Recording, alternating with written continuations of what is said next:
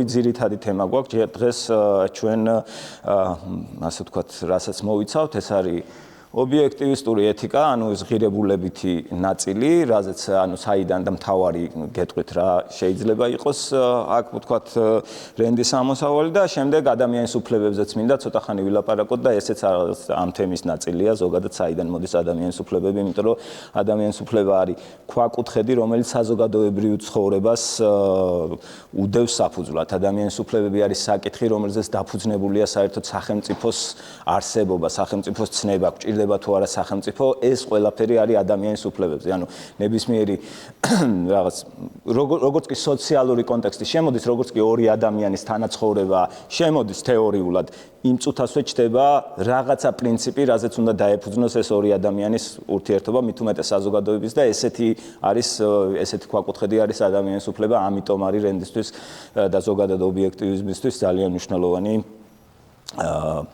თვითონ ეს საკითხი. რაღაცას მეკითხებოდი სანამ დავიწყო. რეალობა არსებობს, შეიძლება ეს არის ხილული.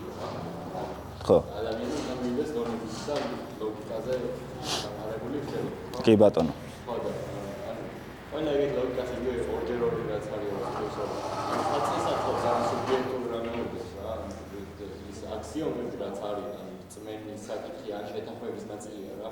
ის რომ პლუსი და მართლა დამატებას ნიშნავს ან 2+2 რა ასე. ეგ ხო თავის დროზე რაღაც სუბიექტურია რა, ასე არ არსებობს ადამიანის შექმნილია გონებაში, ხო? ეგეც. ხო. ეგ ობიექტური რამეა. შეიძლება მე ლოგიკას სწორია და ნებისმიერი ნებისმიერი კონცეფტი ზოგადად ადამიანის სხვა არსებებისგან, სხვა ცოცხალი არსებებისგან განსხვავდება, მაგაზეც ვისაუბროთ, სხვა აზრი გექნებათ ალბათ, რა განგვასხვავებს ჩვენ, რა გამოგვარჩევს, რა გვაქვს განსაკუთრებული.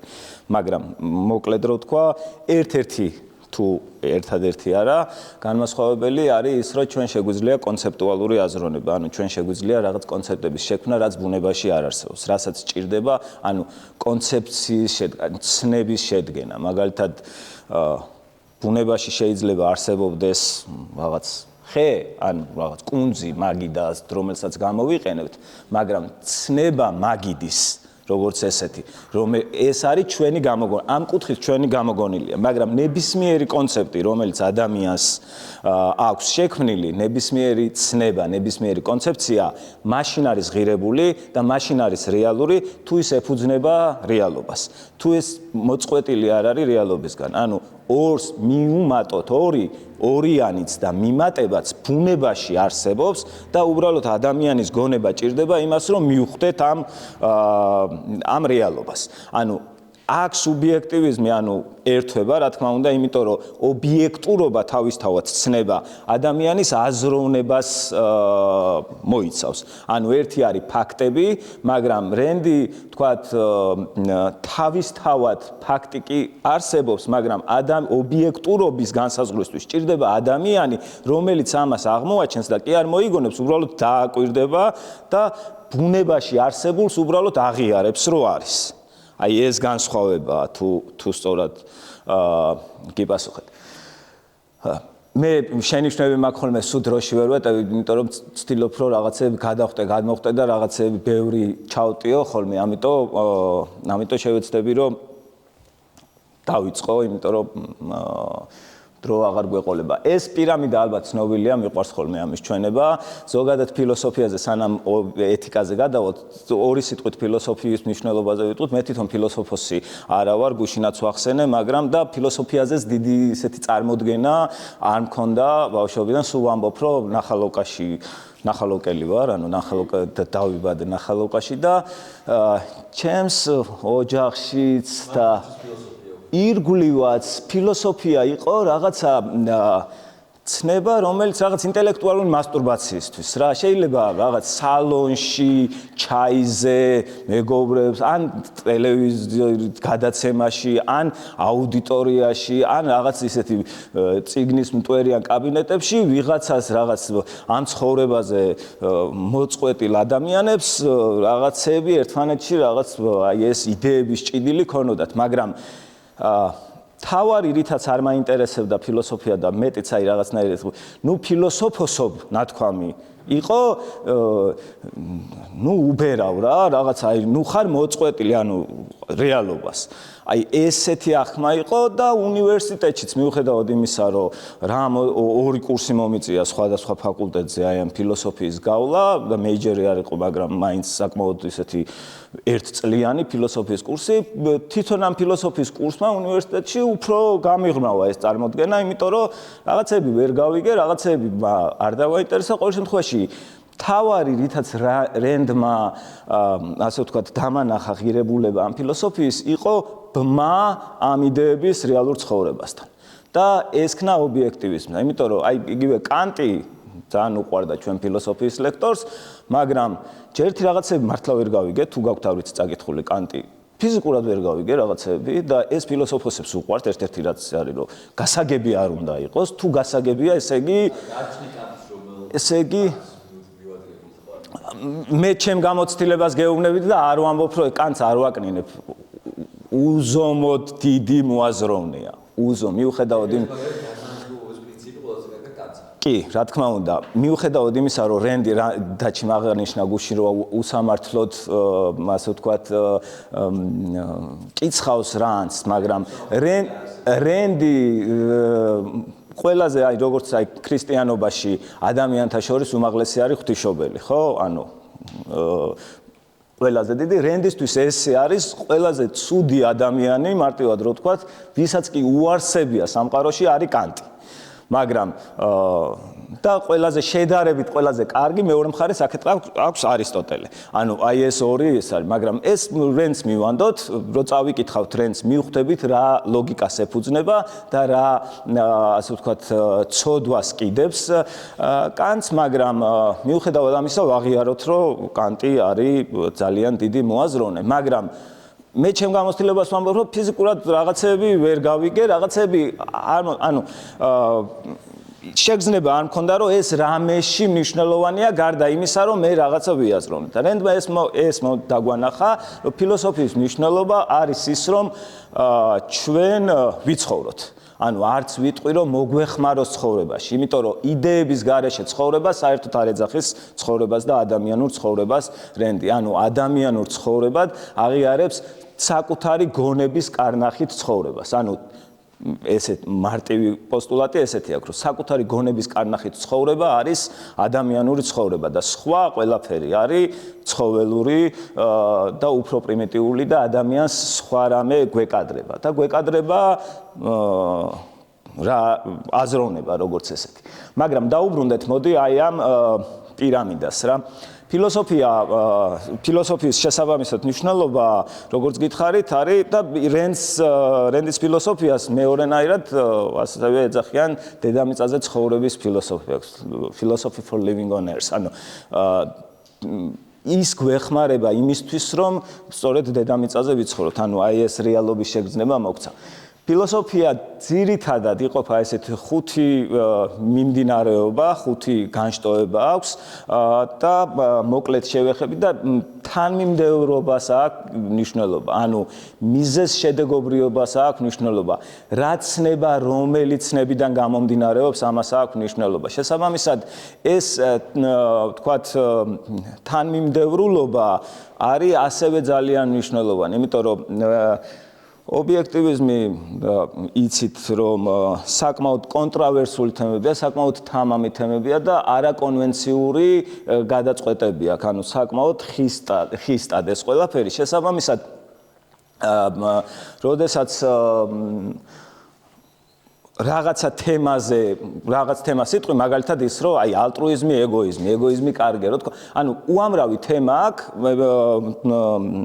ობიექტივიზმს, რომელსაც ადამიანები როგორც წესი გედავებიან ხოლმე და განყენებულად რაღაც თემას იღებენ, აი თქვენ შეატყობთ და შესაბამისად აი ამ თემაზე მიდის ხოლმე კამათი, მაგრამ იმისთვის რომ გავიგოთ აი ამ დასკვნამდე საიდან მიდის, ამისთვის საჭიროა უფრო ქვემოთ ჩამოსვლა და ამას აკეთებს რენდი სწორედ, რომ იწყებს ძალიან საფუძვლიდან და მისი ყოველი ცნება, ყოველი კონცეფტი დაშენებულია და ლოგიკურად ეფუძნება სხვა ცნებას და ამიტომ არის ეს თანმიმდევრულობა ძალიან მნიშვნელოვანი რომ გავიგოთ. მეტიც მას ესეთი frozen of stealing abstractions აქვს ესეთი ტერმინი, სადაც აი ამას ვთქვათ გვასწავლის რომ ცნებები ჰაერში მოტივტივად მოლივლიურად არ ქონდეს და პირიქით დამყარებული ქონდეს რაღაცაზე. ეს არის ძალიან მნიშვნელოვანი. ამიტომ მინდა რომ მოკლედ აღვნიშნო თითოეული ეს მიმდინარეობა. მეტაფიზიკა არის ესეთი სამყარო რა არსებობს. ფილოსოფია ზოგადად აი ამ სამ კითხვას სვამს ყველა და შესაბამისად მათზე პასუხი არის ძალიან მნიშვნელოვანი. პირველი რა არსებობს, ესეც ძალიან რომ გავამარტივოთ, საიდან ვიცით ის, რაზეც ვამბობთ რომ არსებობს ან არ არსებობს და მესამე კითხვა არის მე რა. ანუ აი ამ სამ კითხვაზე და აი დაჩიმ კიდე აღნიშნა გუში რომ აი ეს მე რა, ანუ ეს ეთიკური ნაწილი, ანუ როგორ ვიქცევით, რატო ვიქცევით, რა არის სწორი საქციელი, ეს არის ვთქვათ ის რაც ამ შემთხვევაში დაჩი მნიშვნელოვნად მიიჩნია, მაგრამ ამ სამი კითხვის გარეშე როგორ ვიქცევით, პასუხი არ გვექნება. ანუ თუ არ გავიგებთ რა არსებობს, თუ არ გვექნება ამაზე მყარი წარმოდგენა, შემდეგ აი ეს ეპისტემოლოგია, რასაც ნიშნავს, რომ საიდან იცი ეს, ანუ რა არის ჩვენი ცოდნის წყარო, თვითონ რას შეიძლება დავარქვათ ცოდნა და შესაბამისად მე მოდის ვთქვათ როგორ ვიქცევით, მაგრამ საფუძველში არის ის, რომ სამყაროზე რა წარმოდგენა გვაქვს. მეტაფიზიკაში ობიექტივიზმი სწორედ აი ამ ობიექტურ რეალობას აღიარებს და ამიტომაც ქვია ობიექტივიზმი, ხო? მოცემულობად იღებს, რაღაც აქსიომატურ ცოდნად იღებს ის, რომ რეალობა არსებობს. ის რომ არსებობა არსებობს, მოდი რეალობას თავი დავანებოთ, არსებობა ის რომ რაღაცა არსებობს და ნებისმიერი კითხვა რომ საერთოდ იქნება ილუზია, ხო? აი მოდი ესეთი ვთქვა, იქნება არ ვარსებობთ რა. ანუ შეიძლება ეგეთ კითხვაც დაისვას, ხო?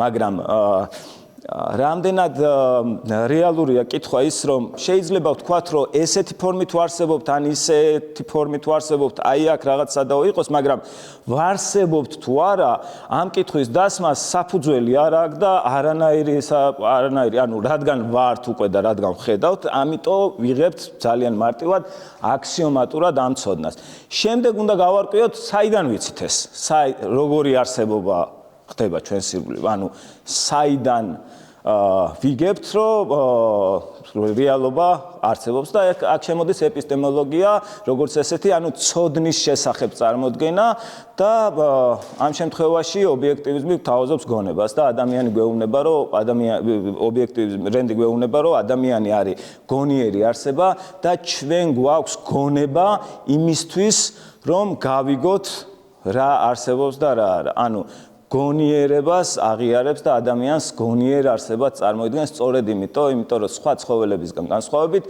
ჩვენ არ გვაქვს უნარი რომ ავტომატურ რეჟიმში ინსტინქტების დონეზე ვიარსებობთ.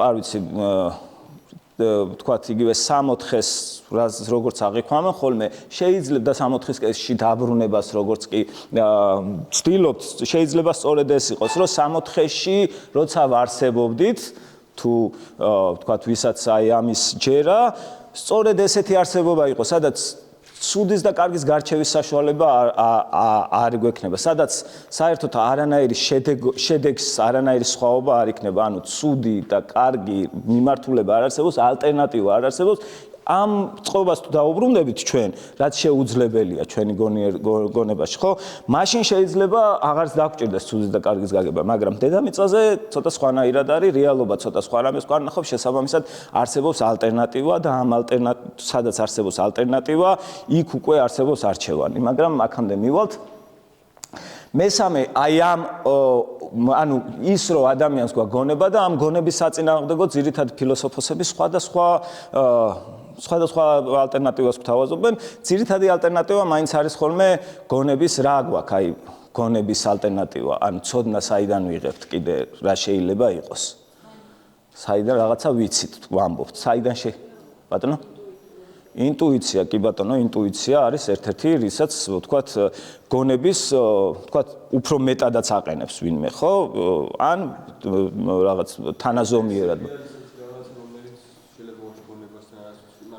რეფლექსური მოძრაობები, ჩემი ორგანიზმი მოძრაობს რაღაც საფრთხის მიმართ რომ მაგათ ხელი უნდა გამოიწვიოს შეიძლება გონებრივად გვამივიღოთ კი ბატონო მაგრამ უბრალოდ რეფლექსია რომ წარმოვიდგინოთ კი ბატონო კი ბატონო რეფლექსებიც გვაქვს რეფლექსები უბრალოდ გარე სამყაროსთან ურთიერთობა კიდე რა არსებობს თქვა წყარო რა შეიძლება იყოს წმენა უბრალოდ აი ცოდნა საერთოდ არ შეიძლება ბატონო ხო ცოდნის წყარო რა შეიძლება იყოს აი საიდან ვიღებდეთ ცნობას გარდა გონებისა ცნობის მოყარეობა უფრო გონების ჩართვას ნიშნავს ხო გამოცდილებაც აი სადღაც ინტუიციასთან შეიძლება კავშირი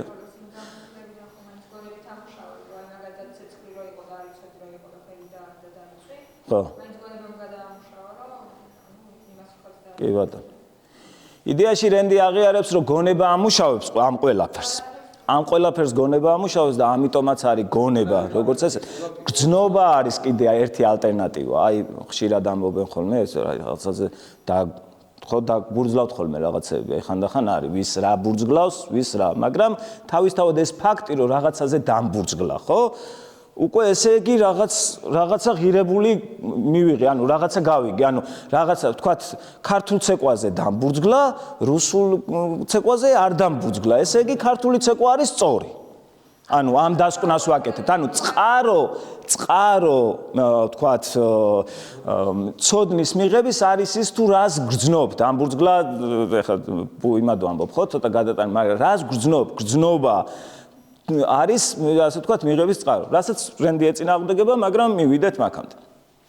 ყოველ შემთხვევაში რენდი ამბობს, რომ ადამიანის გონება და იერარქიას აქვს მნიშვნელობა, გრძნობებს ანიჭებს ძალიან დიდ მნიშვნელობას, რა თქმა უნდა, აი იმას რომ დაგბრძოლოს, მაგრამ წყარო მაინც გონებაა და ეს დანარჩენი ყველაფერი უნდა ემორჩილებოდეს გონებას. მაგრამ ნუ ამაზე ვილაპარაკოთ, ვიცი რომ შემედავებით, იმიტომ რომ ძირითადად გონებას არ აყენებენ ხოლმე და გრძნობა საკმაოდ მაღლა გვაქვს აწეული ამ იერარქიაში ადამიანებს. ეთიკა, ანუ ამ თქვათ გავიგეთ რა არსებობს, გავიგეთ საიდან ვიცით, რას ვენდობით და ამის მერე მოდის კითხვა და მერე რა ვშვებით და სწორედ ეს არის ეთიკა. ანუ რა არის სწორი საქციელი, როგორ უნდა მოვიქცეთ და ეთიკაზე თქვა წამყვანი სიტყვა რენდისთვის არის თვით ინტერესი, იგივე ეგოიზმი. ეგოიზმი რადგან მაინც და გამჯდარია ჩვენში როგორც უარყოფითი კონოტაციის მქონე, ამიტომ შეიძლება ვიღაცები ერიდებოდნენ ეგოიზმის თქვა, მაგრამ რენდს პირიქით ჰქონდა. რენდმა დაიჭირა ეს სიტყვა და თქვა რომ ეს არის იმდენად მნიშვნელოვანი სიტყვა, რომ ამ ბოროტებას არ უნდა დაუთმოთ ეს სიტყვა. მარკეტინგულად სწორი იყო არ იყო სწორი ეს ცალკე საკითხია, მაგრამ ძალიან მნიშვნელოვნად ჩაეჭიდა ამ სიტყვას და თქვა რომ ეგოიზმი, საკუთარი თავის ინტერესი არის ის მამოძრავებელი ძალა, რაც ჩვენ ასე ვთქვათ გვააქტიურებს და როგორც უნდა მოვიქცეთ. ანუ სწორი და არასწორი საკუთარი ინტერესი არის ყველაზე მნიშვნელოვანი. და შემდეგ ნუ ამას პოლიტიკა ემატება, მეოთხე მიმდინარეობა, ასე ვთქვათ, ფილოსოფიის და პოლიტიკაც უკვე ის თუ რა არის სწორი და არ არის სწორი, ჩვენ მარტოც რო ვიყოთ კუნძულზე, აი ეს უყვართ ხოლმე ეს შემოტანა ამის რო კაზუსის რო მარტო კუნძულზე რა არის სწორი და ასე შემდეგ. ყოველ შემთხვევაში მარტოც რო ვიყოთ კუნძულზე, სწორი და არასწორის გარჩევა მაინც გვევალება, თუ გვინდა რომ ადამიანურად ვიცხოვროთ. იმიტომ რომ თქვათ უნდა ვიცოდეთ, რომ მარილიანი წყალი კი არა, მტკნარი წყალი უნდა დავლიოთ. ან ხიდან ხეზე რო აძრება ადამიანი რაღაც საჭმლის მოსაწყვეტად, იქიდან ასევე ჩამოძრეს და არ ჩამოხტეს. ანუ განსაზღვრა, ასე ვთქვათ, რა არის ადამიანისთვის საზიანო და რა არა, მარტოსაც მოგვიწევდა და პოლიტიკა, ანუ პოლიტიკის ნაწილი შემოდის, როდესაც ორი ადამიანი, ანუ სოციალურ კონტექსტთან ერთად შემოდის ორი ადამიანი და ამ შემთხვევაში რენდი თვლის, რომ კაპიტალიზმი არის პასუხი ყველაზე სწორი, იმიტომ რომ თვლით რომ რეალობა ისეთი არსებობს, თუ თვლით რომ ადამიანს გონება აქვს, თუ თვლით რომ ადამიანის საკუთარი ინტერესით უნდა მოქმედებდეს, მაშინ პოლიტიკაშიც თავისუფლება არის ყველაზე მნიშვნელოვანი და რენდი თვლის და მეც ვეთანხმები რომ კაპიტალიზმი არის ერთადერთი წყობა, სადაც ადამიანის თავისუფლება არ არის შეზღუდული, ოღონდ კაპიტალიზმი თავისი, ასე ვთქვათ, კლასიკური და სწორი გაგებით და არა ის შერეული კაპიტალიზმის და სოციალიზმის ფორმები, რაც ჩვენ გვაქვს. ანუ შესაბამისად ესეც დაფუძნებულია იმაზე, თუ რა არის სწორი და შემდეგ ესთეტიკა, ანუ ხელოვნების ნაწილიც ფილოსოფიის ნაწილია, რა არის სწორი და რა არის, ყველაფერი ამას ეფუძნება და შესაბამისად რენდი აქვს რაღაც რომანტიკული რეალიზმი, შეიძლება ესეთი ტერმინი ვიხმაროთ, რომელსაც აღიარებდა რა სტილშიც ის წერდა და ზოგადად რა სტილიც, ხელოვნების სტილიც მიაჩნდა სწორად, იმიტომ რომ ამობდა რომ ხელოვნება არის, ასე ვთქვათ, ხელოვანის მიერ რეალობის თავისი ინტერპრეტაციით გადალაგება, ანუ რაღაცა ფაქტებს იღებ და შენი ღირებულებების მიხედვით რაღაც წარმოდგენით აი ამას ალაგებ და აი ეს გადალაგება სწორედ მას ყველაზე სწორად მიაჩნდა აი ეს რომანტიკული რეალიზმი, სადაც წარმოჩენილია ადამიანი როგორც ესეთ რომანტიკულად რაღაც ჰეროიკულ არსებად და ზოგადად ეს მიდგომა ძალიან ერთის მხრივ მისი ხელწერაა და მისი ნაწარმოებები ვისაც არ მოწონთ, რასაც დაკვირვებული ვარ, შინაარსს რო თავი დავანებოთ, შინაარსი ეხამუშება ბევრს ვისაც არ მოწონს, მაგრამ ძირითადად ამ სტილს უწუნებენ ხოლმე, რომ რაღაც ეს ჰეროიკული წარმოდგენები ადამიანზე მაინც და მაინც პოპულარული არ არის. რაღაც ჩვენ მიჩვეული ვართ, რომ ადამიანი გვყავს წარმოდგენილი რაღაცნაირ არსებად, რომელიც არ შეიძლება იყოს სრულიად თქვათ სწორი. რაღაც აი ცოტა დასრული უნდა იყოს, ცოტა ცოდვილი უნდა იყოს, ცოტა არ უნდა იცოდეს, ცოტა თავდაჯერებული არ უნდა იყოს, ცოტა უნდა შეგვეცოდოს. აი ეს რაღაცნაირი ნაზავი გვაქვს წარმოდგენილი ადამიანის თავისი ნაკლებით და ნაკლოვანებებით და შესაბამისად აი ამ ნაკლოვანებიან ადამიანს ვიღებთ ხოლმე. რაც ბუნებრივია, ხშირად გვხდება, რომ ადამიანურ რაღაც ისეთი რაღაც გმირები ჩვენს ირგვლივ არ არსებობს, მაგრამ ხელოვნების კუთხით რენდი ცდილობს წარმოაჩინოს იდეალური ადამიანები, ყოველ შემთხვევაში თვისებები მისი არის გაზვიადებული, ნებისმიერ უარყოფით გმირებში, ანტიგმირებშიც და გმირებშიც. ანუ გაჭიმული აქვს მაქსიმალურად და ცდილობს წარმოგიდგინოს ადამიანი, როგორიც უნდა იყოს ის, როგორიც იდეალური წარმოდგენაც აქვს, იგივე აი ძველ ბერძნულ ნაწარმოებების რაღაც მსგავსად, რაღაც იდეალურ გმირებს წარმოაჩენს და გეუბნება, რომ ბუკვალურად ესე შეიძლება შენ არ მიიღო, მაგრამ ეს არის რაც არის სწორი ადამიანი, თქვათ, როგორი შეიძლება და როგორი უნდა იყოს. ზოგადად რენს აქვს ეს დამოკიდებულება და თქვათ ეს მიდგომა, რომ იგი გვეუბნება იმას არა მხოლოდ რა შეიძლება იყოს, არამედ ადამიანს აკისრებს ვალდებულებას და ამბობს, რომ ეს არის სწორი და შესაბამისად ესეთი უნდა იყოს ადამიანი, თუ გინდა შენ მას ადამიანი უწოდო. ამით განსხვავდება, ასე ვთქვათ, ის ბევრი სხვა ფილოსოფოსისგან, თქვათ, აი ნიცშეც რაღაცა მაგდაგვარი, მაგრამ ის ცოტა სხვა კუთხით აჭედებს, ძალიან გავდა რენდის, თქვათ, ხედვა ნიცშესას, თუმცა შემდეგ მე დახვეწა და ცოტა სხვა მიმართულებით წაიყვანა. ყოველ შემთხვევაში ის თუ როგორ წარმოუდგენია ადამიანი, აქვს ხელოვნებაში მაქსიმალურად, ასე ვთქვათ, გაწელილი და ჩვენ შეგვიძლია და ის მისი ნაკლოვანებები გეუბნება, რომ ის ნაკლოვანებები ჩემთვის როგორც მწერლისთვის, ჩემთვის როგორც ფილოსოფოსისთვის, ეხლა არ არის საჭირო. მაგალითად, რაღაც მის მთავარი გმირი როგორ წაბორძიკდა კიბეზე, რასაც ჩვენ ნაწარმოებებში ხშირად ვართ ხოლმე, ხო და ამით ამდიდრებენ მწერლები თუ ატყობთ, რომ აი რაღაც ისეთ ადამიანურ დეტალებს გვანახებენ. მასში, თქვათ, რენტთან ეს მომენტები გამოტოვილია და ამბობს, რომ არ არის ახლა მნიშვნელოვანი, ეს შეგიძლია შენ წარმოიდგინო, თქვათ, ღვინო როგორ დაექცა და როგორ წაიქცა, ეს ჩემთვის როგორც წერლისთვის არ არის მნიშვნელოვანი, მისი მთავარი ხასიათი უნდა რომ გაჩვენოთ. ეს კითხვები თქვი.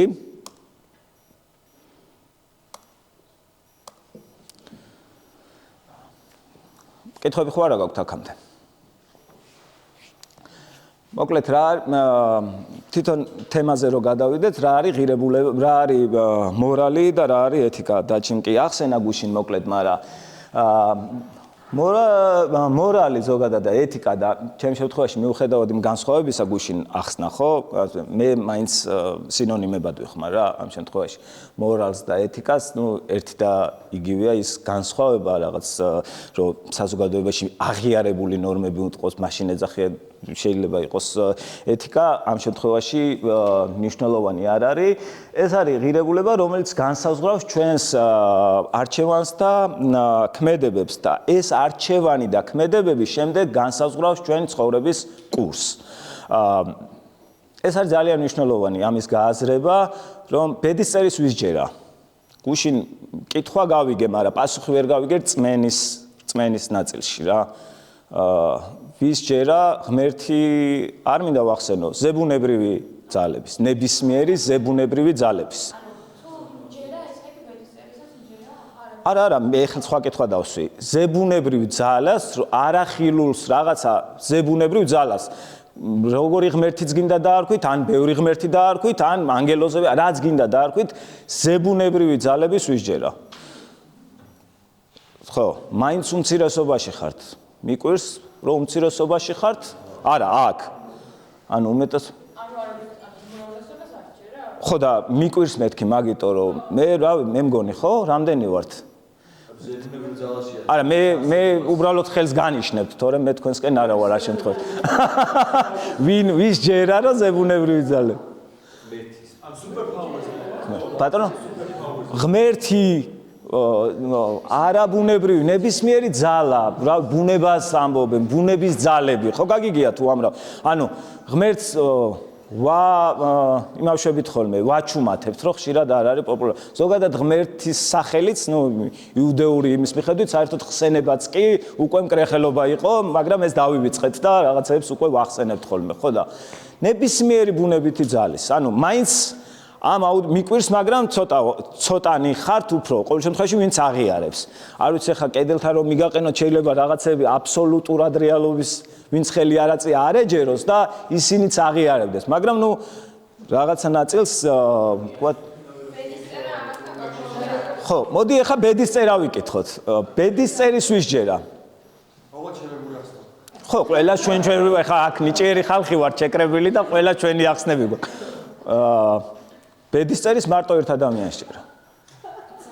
არავის არ გჯერათ ბედისწერის? ცოტა ხართ. ანუ საზოგადოებაში გაცილებით მეტ ადამიანს ჯერა ჩემი დაკვირვებით ბედისწერის ვიდრე აქ ხო. ის ვისაც ბედისწერის ჯერა, უფრო მეტ წარმატებას აღწევს საზოგადოებაში. და ამას ხსნის ძალიან საინტერესო და პროტესტანტული ეთიკა. ვინ? ბოდიში ვერ? ხო. რომ ადამიანი რომელსაც ბედის აი მაგ კალვინიზმმა რა გამოიწვია კაპიტალიზმის ესე ვთქვათ აღზევება, ხო? ადამიანებს აჯერებდნენ რომ მათ აქვს ბედისწერა, აპრიორი არსებობენ ადამიანები, რომლებიც გვეჭვებიან ღარიბი და უჭველი მდიდრები და ადამიანი რომელიც მდიდრდებოდა, შემდეგ ამით ადასტურებდა რომ ის ნამდვილად არის რაღაცა მის ბედისწერა არის ესე ვთქვათ საუკეთესო მაგალითად. კი. როდეს და ამან გამოიწვია შემდეგ კაპიტალიზმის ესე ვთქვათ კი. არა მხოლოდ ბედისწერა, ნებისმიერი რწმენის ელემენტის შემოტანა შეიძლება მაგ ეფექტის მატარებელი იყოს, ხო? ნებისმიერი რწმენის ელემენტის შემოტანა? ხო. ხო, ბავშვს მაგალითად თოვლის ბაბუა ისე უხარია, რომ შეიძლება მისთვის მამოტივირებული იყოს, რომ ეხლა დღევანდელი ბავშვები რაღაცნაირად იყიდებენ იმის ერთ საჩუქარს და მაგრამ მაინც რატო არის მაგალითად ორთოდოქსული სამყარო უფრო გარკვეულწილად ჩამორჩენა შეიძლება ეგრეც აიხსნას ეგ ამბავი და რატო არის მაგალითად დასავლეთი უფრო ანუ მეწარმეობის ამბავი წინასწარი რომ აქ მაგალითად ვაჭრობა და ეგ რაღაცები განიხილებოდა პირიქით კრეხებობად იქეთ ვაჭრობა და რაღაც ანუ ეს ეკონომიკური ტრანზაქცია ანუ ზოგადად ეკონომიკური საქმიანობა განიხილებოდა როგორც გზა რომ წარმატებისთვის მიმერწია და ჩემი ესე ვთქვათ ბედისწერა კი ბატონო კი რა თქმა უნდა კი საინტერესო ის არის და ზოგადად რწმენის საკითხით განვითარები, ანუ ეს სამყაროებს შორის ზოგადად დასავლური ცივილიზაცია სწორედ აი ამ ერთი თვითონ არაორთოდოქსულმა ქრისტიანულმა მიდგომებმა შეცვალა და შემდეგ უკვე მათ შორის კონკურენციამ.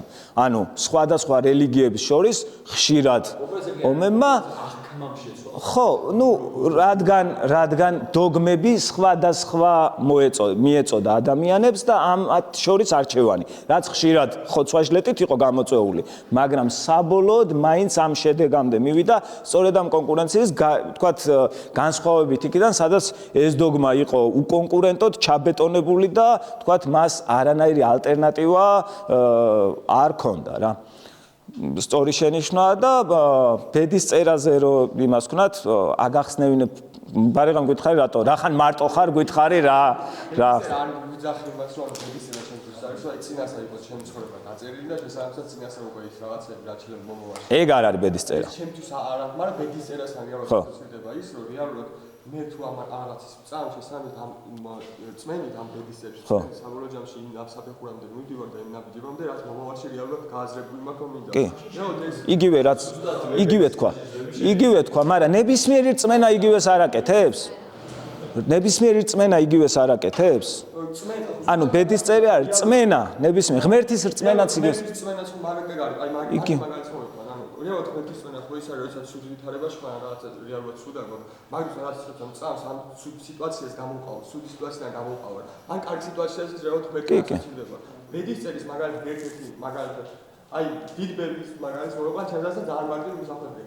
ანუ 16 წელს ავთხოვდი, ანუ ეგრე იყო და ნუ ანუ და რეალურად მე რაღაცაზე პრობლემები საუბრობდა რეალურად არ უნდა და რაღაცა, მაგრამ რა ვქნა ეს ჩემი ბედი იყო, ანუ რეალურად ეს ბედზე დაბრალება რეალურად არა, ბევრი, ანუ არ შევეხოთ რა მოტივებით მივდივართ, ბოდი, რა სიმშვიდეს გვაძლევს ბედზე მინდობა. ანუ კარგია, პასუხისმგებლობას გვარიდებს, მაგრამ ხო მაგრამ რენდი მოკლედ ამას რო დაუბრუნდეთ, აი ისე რო არ გავიქცეთ ძალიან, თორე საინტერესოა ძალიან. რენდი გვეუბნება, რომ ბედი კი არ განსაზღვრავს ჩვენ ცხოვრებას. არამედ ჩვენ ცხოვრებას განსაზღვრავს ის არჩევანი, რომელსაც ვაკეთებთ ჩვენ ცხოვრებაში. შესაბამისად, ეს არჩევანი რაზე არის დაფუძნებული, ეს არის სწორედ მორალი და ამიტომ გვეუბნება, რომ მნიშვნელოვანია ის იდეები რა გვაქვს, იმიტომ რომ ეს განსაზღვრავს მერე ჩვენ ცხოვრებას. და მეტიც რაც არ უნდა ბედის წერას ვაღიარებ, ეხლა აქ ცოტანი ხართ ვინც ბედის წერას როგორც ესეც აღიარებთ. ცრურწმენები გააქვთ? ცრურწმენები. აი მარილის დაყრა, სარკეში ჩაიხედე, არანაირი ცრურწმენა არ გააქვთ? ტანსაცმელზე, კატა, რიჟა. არა უფრო რაღაცა ისე თუ რაღაცა იქ არა აუცილებლად კატასტროფა მოხდება, მაგრამ გამჯდარი ისე არის ოჯახში. ხო, სხვადასხვანაირად გამჯდარი გვაქვს, მაგრამ თუ გჯერა მე გურულ ოჯახში ვარ გაზრდილი, დედა გურული მყავს და ბებია ბაბუა მყავდა ძალიან გემრიელი ხალხი და იქ ხშირად ვიყავი ხოლმე და ყოველდღიური ცხოვრება სავსეა ცრურწმენებით. საპონი დაგივარდა მიაწოდე, დანა არ მიაწოდა წიწაკა, მარილი, პური გადმოაბრუნე, ორშაბათს თავი არ დაიბანო, წვერის გაპარცვაზე ლაპარაკი ზედმეტია, ანუ სახლიდან მობრუნდი, სარკეში ჩაიხედე, ისე გაბრუნდი, ანუ ძალიან ბევრი ცრურწმენებით არის ყოველდღიური ცხოვრება, რაც უნიშნელოდ მიგვაჩნია არ ბატონო თვალი მითამაშებს, ხელის გული მარცხენა მარჯვენა, ანუ ძალიან ესე მაქვს დაცდილი, ასე მაქვს ნუ იტყვით, რომ ცრურწმენების არჯერ უამრავი ცრურწმენა. მე როგორც რწმენას რო ველაპარაკები, ხოლმე რწმენაზე კამათის მირჩევნია ცრურწმენებზე ვეკამათო, იმიტომ რომ ცრურწმენებზე ადვილად მოყვებიან რა. რწმენაზე როდესაც ელაპარაკები, გონია რომ ქრისტეს ეჭიდავები და აქ ცრურწმენებზე რაღაცა ჩვენ ჩვევებს ვეჭიდავები და აქ შეიძლება უფრო მარტივად მივხვდეთ, რომ იმიტომ რომ რწმენას და ცრურწმენას შორის სხვაობა რა არის.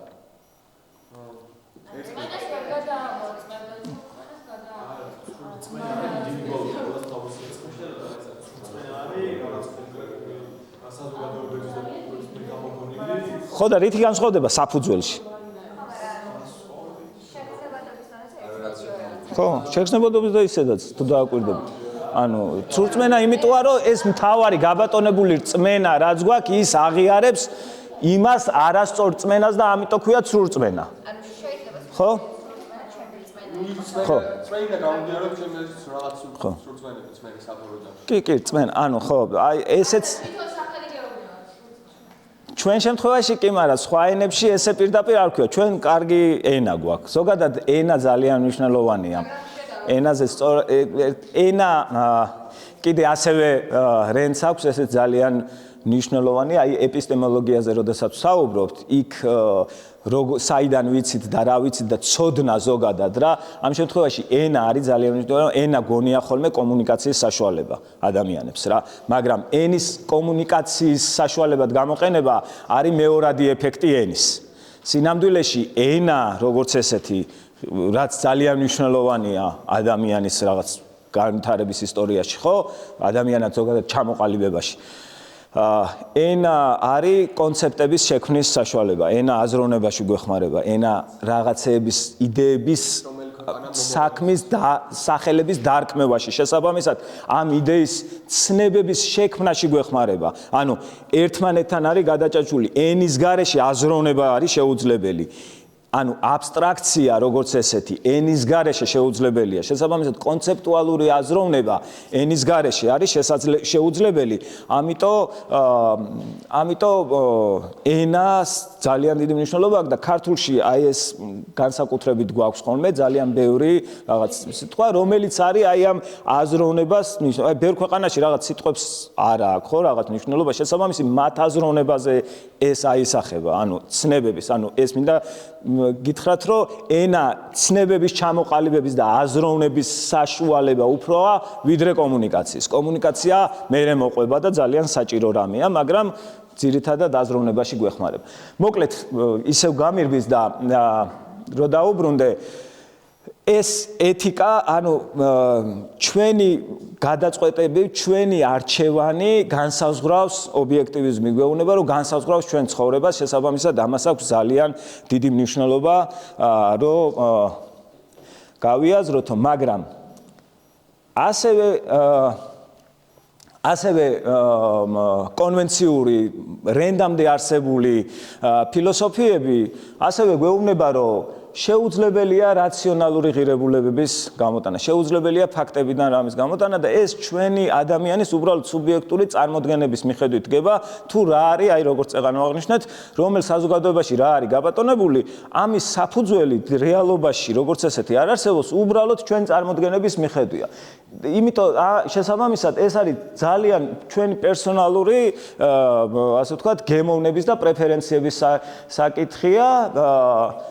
საფუძველი, წყარო ყველა შემთხვევაში არის მისტიური, ღმერთისგან მოდის, ანუ ღირებულებებს საიდან ვიღებთ, რწმენა ჭირდება, ან ეს არის ძალიან მნიშვნელოვანი, ან თავისთავად ცხადია. აი მარითან ვკამათობდით გუშინ სიცოცხლე მაგალითად, რომ ღირებულია, ამას დამტკიცება კი არ ჭირდება, არამედ თავისთავად ცხადია. ანუ ბევრი ფილოსოფიური სკოლა ასევე ამას გვეუბნება, აი ინტრინზიკ სკოლები რაც არის, გვეუბნება, რომ ეს ხო ისედაც ცხადია, თავისთავად ცხადია, რომ ეს ღირებულია.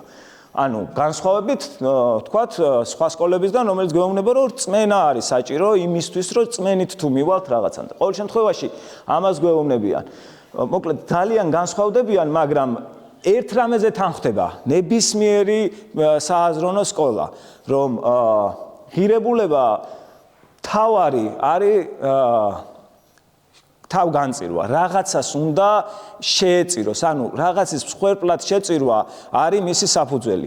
ეს შეიძლება იყოს მოკლედ მოსარგებლი ამ ჩვენი შეწირვის, შეიძლება იყოს სხვადასხვა, შეიძლება ეს იყოს ღმერთი, შეიძლება ეს იყოს საზოგადოება, შეიძლება ეს იყოს მეფე, შეიძლება ეს იყოს რაღაც მართველი, შეიძლება ეს იყოს ბავშვები, სამშობლო, მომავალი, კაცობრიობა, ანუ რას უნდა შევწიროთ, იცვლება, მაგრამ ის რომ შეწირვა და ის რომ ღირებულებითი დათმობა არის აუცილებელი, ამას გვეუბნება ყველა სკოლა. მეტიც ის ტირე out dichotomy, ანუ რა არის და რა უნდა იყოს. თუ გაგიგიათ ეს დიქოტომია, ფილოსოფიაში დევიდ ჰიუმმა დეივიდ ჰიუმის გაგონილი გეყოლებათ 18 საუკუნის ასევე ძალიან ჭკვიანი ადამიანი, მაგრამ ეს ასე ვთქვათ, მისი გონიერება ხშირად კანტის არ იყოს ბოროტად არის გამოყენებული და ამის საფუძველს თვითონვე იძლევიან. ყოველ შემთხვევაში ჰიუმის ასე ვთქვათ დიქოტომია, არტიკულირება ჰიუმმა მოახდინა სწორედ ამისი, რომ რა უნდა იყოს არაფრით არ გამომდინარეობს ფაქტებიდან, არაფრით არ გამომდინარეობს იქიდან რა არის, შესაბამისად ნებისმიერი მცდელობა, მაგალითად ადამიანი როგორი უნდა იყოს, რა არის სწორი, ეს არის ჩვენი პირადი გრძნობების და პირადი არჩევანი, მაგრამ ამის დადგენა და ამის ობიექტურად ვთქვათ, გაგება შეუძლებელია. და საერთოდ შემდეგ კანტმა ბოლომდე უამრავი ფილოსოფიური სკოლა შემდეგ ამას დაეფუძნა და კანტმა საერთოდ ბოლომდე დააჭედა და თქვა, რომ ადამიანს და შეავსო ეს, რომ რაღაც ეს მორალური იმპერატივი შემოაქვს, ეს კატეგორიული და რაღაც ზოგადი ვალდებულება, ზოგადი მოვალეობა დაგვაკისრა, რომ სწორი რა არის, აი ამ მოვალეობის კუთხით უნდა გავიკოთ რა და არა იმიდან, რომ რაღაცა ფაქტები რეალურად სამყაროდან ავიღოთ. აი რენდი ცვლის ამ მიდგომას და ეჯახება მის მთავარ ასე ვთქვათ, ცნებას და ყველაზე ალტრუიზმი, რომელიც ხშირად არის სიკეთესთან ასოცირებული, პირდაპირ ალტრუიზმი უდრის სიკეთეს, შეიძლება ვთქვათ. ალტრუიზმიც ესეც მე-18 საუკუნის ტერმინია და ეგოიზმისგან განსხვავებით ანუ სხვა და ალტრუიზმი ანუ სხვისიზმს, სხვისობას ნიშნავს რა. შესაბამისად, ალტრუიზმის სიკეთეს კი არ ნიშნავს, არამედ ნიშნავს, რომ სხვისთვის ცხოვრებას, ანუ სხვაზე მორგებულ, სხვაზე ორიენტირებულ ღირებულებებს ნიშნავს. შესაბამისად ადამიანს არ შეუძლია რაღაცა პრინციპების მიხედვით იცხოვროს და აი ამ ალტრუიზმმა, ანუ შეუძლებელია ბოლომდე ალტრუისტულად უყუროთ, რაც არ უნდა იდეა მიგვაჩნდეს სწორი, კეთილი, კარგი, მაინც სრულად ალტრუისტულად ცხოვრება შეუძლებელია, რადგან საკუთარი ინტერესები მაინც გვექაჩება ჩვენსკენ და შესაბამისად ეს კონფლიქტი მოგონილ არასწორ რეალობას და რეალურ ცხოვრებას შორის მუდმივად იწვევს აი ამ დეპრესიულ განწყობას და აი მთავარი უბედურებები რაც გვჭირს სწორედ აი აქედან არის წამოსული, იმიტომ რომ მყარი საფუძველი არ აგვაქვს. ჩვენ ანუ მყაფიოდ არაფერი არ უნდა ვიცოდეთ, რა არის სწორი, რა არ არის სწორი, არ უნდა ვიცოდეთ, როდის ვართ ასე ვთქვათ სხვერპლი ან როდის უნდა სხვა შევიწიროთ სხვერპლად, ამასაც მორალი არ გვეუბნება, ანუ ერთმანეთს უნდა ვემსახუროთ როგორც ესეთი. და ბერები ვინც განდეგილები არიან, ბოლომდე ალტრუისტები არიან თუ არა, იმიტომ რომ გაიცნია სხვადასხვა მოტივები აქვთ. სხვადასხვა მოტივები. ხო, სიცოცხლე, ანუ ჩვენ შეიძლება სხვადასხვა წარმოდგენა გქონდეს სიცოცხლეზე, მაგრამ ერთ რამეზე შეიძლება შევთანხმდეთ, რომ იმ ფორმით, რა ფორმითაც ეხლა ვარსებობთ, ეს ფორმა არის ერთადერთი. ესეთი აღარ განმეორდება, ხო? ანუ ეს სიცოცხლე რაც გვაქვს, სხვანაირად არ შეიძლება რაღაც რეინკარნაციის გჯეროდეთ, ან რაღაცა სიკვდილის შემდეგ სიცოცხლის გჯეროდეთ, მაგრამ მინიმუმ ესეთი სახით არ განმეორდება, ხო?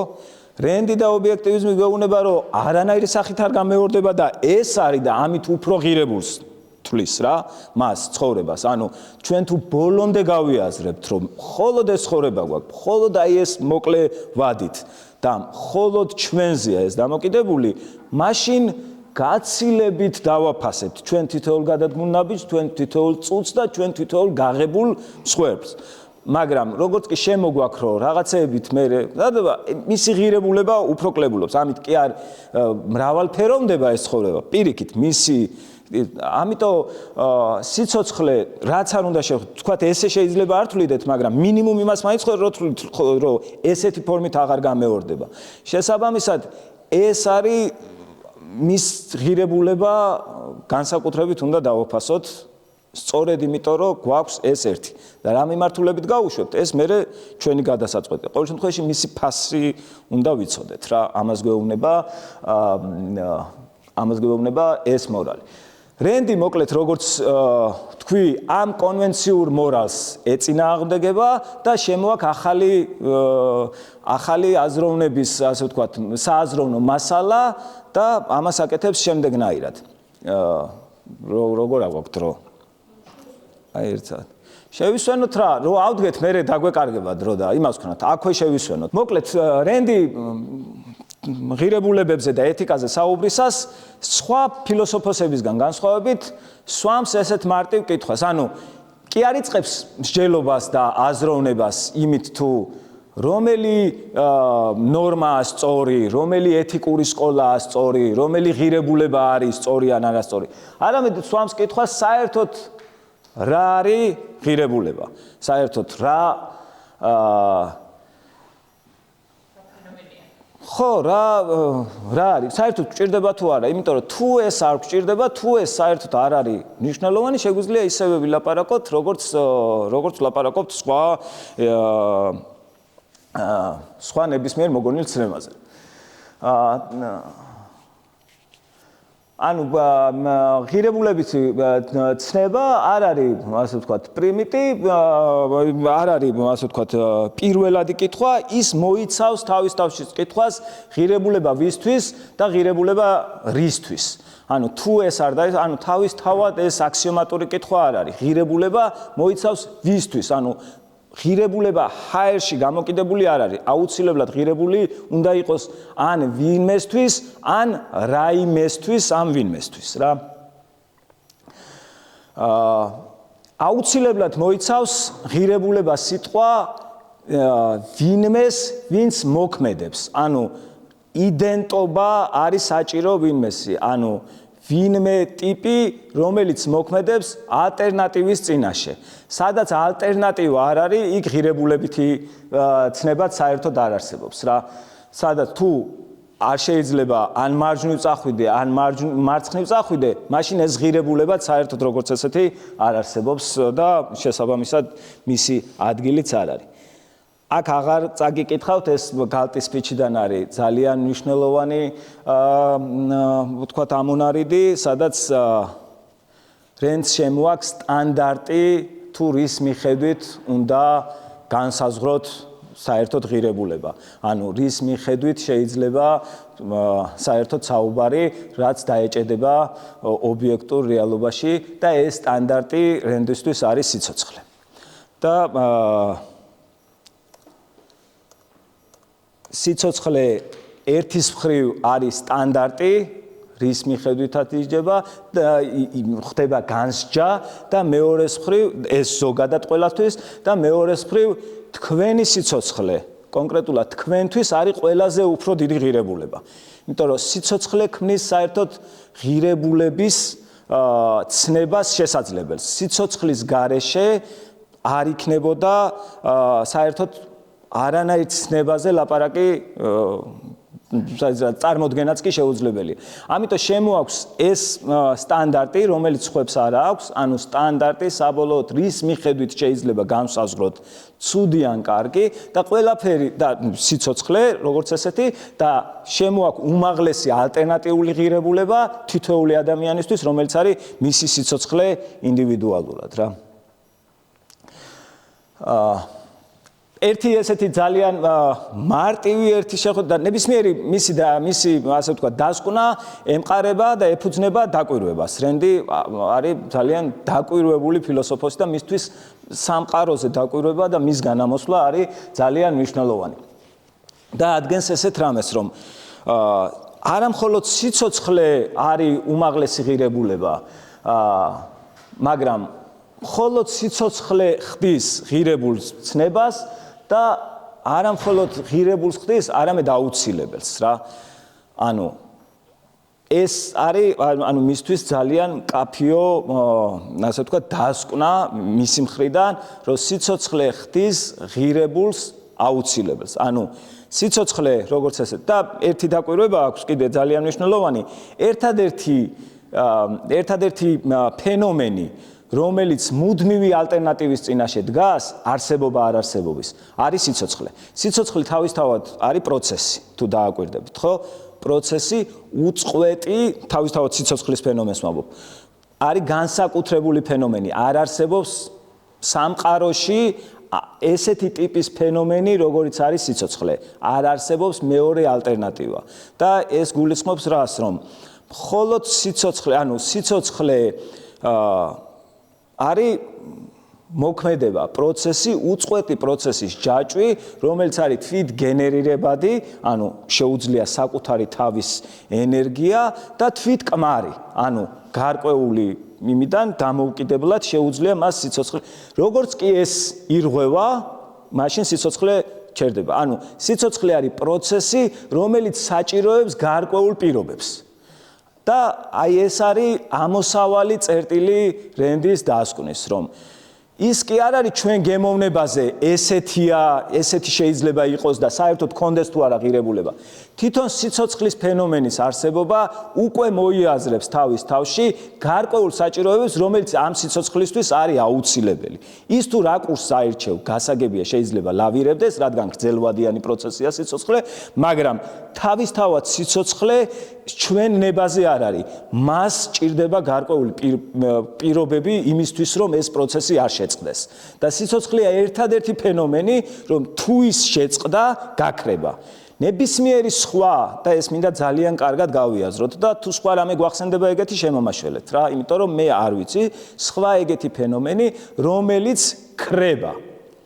ნებისმიერი ადამიანი მარტო ამ პროცესს სჭირდება გარკვეული რაღაც სხეული, ხო? ჩვენი სხეულის ნაწილი, ყოველ შემთხვევაში მისი ქიმიური შემადგენლობა არსად არ მიდის რა. ნებისმიერი რამ, რაც სამყაროში არსებობს, მან შეიძლება შეიცვალოს ფორმა, შეიძლება შეიცვალოს რაღაცნაირად გარეგნობა, მაგრამ მისი ელემენტები რჩება სამყაროში. ხდება მისი გარდასახვა სხვა ფორმაში, მაგრამ არსად არ ქრება.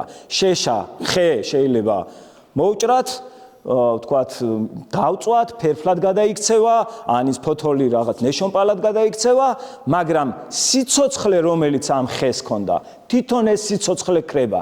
დანარჩენი ეს ელემენტები ყველაფერი რჩება, იგივეა ჩვენზე, იგივეა ნებისმიერ ცოცხალ არსებაზე. ანუ ამ პროცესს სჭირდება გარკვეული პირობები იმისთვის, რომ იარსებოს, იმისთვის, რომ და ეს საჭიროება განსაზღვროს და ჰიუმს სწორედ ამით პასუხობს რენდი, რომ სიცოცხლე და მისი საჭიროება თავად განსაზღვრავს ის თუ რა უნდა იყოს. აი ეს 20 განსაზღვრულია თვითონ სიცოცხლის ფენომენით. ანუ შეუძლია მაგალითად და ესეთ ძალიან მარტივი შეხედვით მიუხედავად იმისა, რომ ზღვარი აი ამ სამ სიცოცხლის ფორმას შორის არის პირობითი, მაგრამ მაინც შეგვიძლია ესეთ სამ ძირითად ჯგუფად დავყოთ. საკმაოდ მარტივი გაყოფაა, მაგრამ მაინც ვთქვათ, მცენარეები, ცხოველები და ადამიანი. ადამიანით ცოცხალი არსება. ანუ რენდის დაკვირვებით, ღირებულება ჭირდება მხოლოდ ცოცხალ არსებას. ცოცხალი არსებისთვის არის მხოლოდ მნიშვნელოვანი ღირებულების ცნება. არა ცოცხალ არსებას, მაგალითად ქვას. საერთოდ სულ ერთია მისთვის რა პირობებში იქნება. რადგან ცოცხალი არ არის, სწორედ ამიტომ. მაგრამ ცოცხალ არსებას სჭირდება გარკვეული პირობები, გარკვეული კურსი, გარკვეული დაცვა, თან როგორც წესი მკაფიო, იმისთვის რომ ეს სიცოცხლე შეინარჩუნოს. მცენარეები ძალიან მარტივი, შედარებით მარტივი სიცოცხლის ფორმით, მაგრამ მათაც სჭირდება, ხო? სჭირდება მზე, სჭირდება რაღაც წყალი, სჭირდება მიწიდან რაღაც უნდა აიღოს რაღაც ნივთიერებები. წინააღმდეგ შემთხვევაში თუ არ დაკმაყოფილდა მისი კრიტიკული მოთხოვნებები, ხმება, ხო? მცენარე. და როგორც ვამბობ, სიცოცხლე მისგან ქრება. და ვეგეტატიური ფორმით მან არ იცის მისთვის რა არის კარგი, მაგრამ მისთვის აუცილებელია რაღაც პირობების დაცვა რა. იგივე ცხოველები. ცხოველები შედარებით უფრო რთული, უფრო კომპლექსური ფორმაა, რადგან მათ ცხოველები მცენარეებისგან განსხვავებით მოძრაობა შეუძლია, შესაბამისად აი ეს მოძრაობის ელემენტი და ასე ვთქვათ, ცვლის ძალიან აი ამ კომპლექსს უფრო ართულებს, მაგრამ ცხოველებსაც სჭირდება გარკვეული პირობები, ხო? რაღაც თუ არ დაიჭირა გელმა ყურდღელი, ის უბრალოდ ფიზიკურად ვეღარ შეძლებს რა. და იგივე ცხოველებსაც სიცოცხლე მიდის და მისი ქიმიური ელემენტები რჩება, მაგრამ რაღაცა აუცილებელი არის რაღაცა კურსის დაცვა, რომ იმის ცხოველები ავტომატურ რეჟიმში შეიძლება დავარქვათ, როგორც ფიქრობენ, რადგან მათი განსაზღვრელი ინსტინქტები აქვთ შერჩენილი, ზუსტად იციან რა არის მათთვის გადარჩენის სწორი, ვთქვათ, თაობიდან თაობამდე რაღაცა ფორმით ეს და შედენილი, ვთქვათ, აქ ინსტინქტები თქვა, ისიც თქვა, რომ გამოცდილებაო, აი ამ ყველაფრით საზრდოობენ, მაგრამ რაც არ უნდა დავარქვათ, ისინი მაინც ავტომატურ რეჟიმში ცხოვრობენ. ანუ აგრძელებენ ავტომატურ რეჟიმში ცხოვრებას. ანუ მათ არ აქვთ საშუალება, რომ შეცვალონ მათი ცხოვრების კურსი. არ აქვთ საშუალება, რომ შეცვალონ მათი ბუნება. აი ადამიანებს გვაქვს განსაკუთრებული თვისება. მეთანხმებით შეიძლება არ მეთანხმებით, მაგრამ მოდი არ ვიტყვი ადამიანის უპირატესობაზე.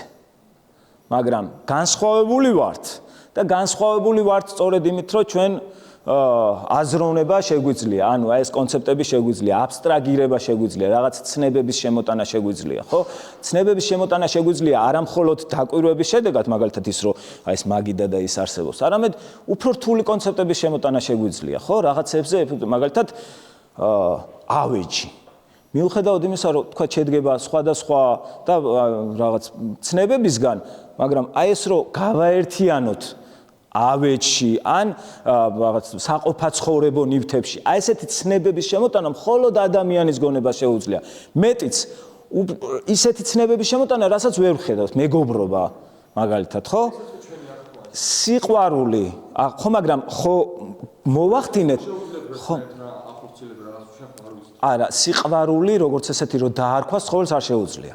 ანუ აბსტრაგირება ცხოველს არ შეუძლია. მაგალითად, ცხოველს შეუძლია, აი, მაგალითად, ძაღლი. თქვენ რო სახელი გამახსენეთ, ლუკა.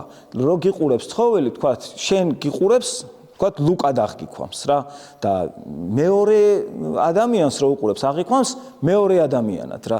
მაგრამ ეს რო ჩვენ დავაკიდეთ რეალურად, ეგ ჩვენი ეგოდან გამომდინარე, რომ ჩვენ აღვქვათ, რომ ცხოველებს შეიძლება არ შეუძლიათ, მაგრამ რეალურად შეიძლება ცხოველებს შეიძლება ჩვენს და შეგრეთ, ანუ რატო შეიძლება, მაგრამ აი ნახეთ, აი მეორე შეიძლება ყველაფერი შეიძლება რაღაც ისენი რა ქვია ფუტკრები არიან სხვა პლანეტიდან კომუნიკაციაც აქვს შესაბამისად თავის ჭიანჭველა მარტივია მაგალითად რო ვიღოთ ჭიანჭველასაც იმდენად ყველა საინტერესო ერთ-ერთი ჩემთვის არის წერები იმიტომ რომ იმდენად რა თქმა უნდა იმდენად თავისებურად თუნდაც საწესებით მოძრაობასაც და ინფორმაციის გადაცემის კუთხით და ნებისმიერ თემაში ანუ ეს ხო წარმოვიდგინოთ გვაჩვენოთ მაგათ ეგეთი პროსტა ინსტინქტები აქვს და დანარჩენი არაფერი ხო მაგრამ უბრალოდ გონია რომ ეს ჩვენ არგან არ ვიცით და უბრალოდ ვერ ხო მაგრამ რაც ვიცით იმაზე ვლაპარაკობ არანაირი ცოდნა ვიცით ანუ რეალურად რაც ვიცით და ეგეც არ ვიცით ანუ უბრალოდ თეორიიდან გამომდინარე შეიძლება ვიცოდეთ ხო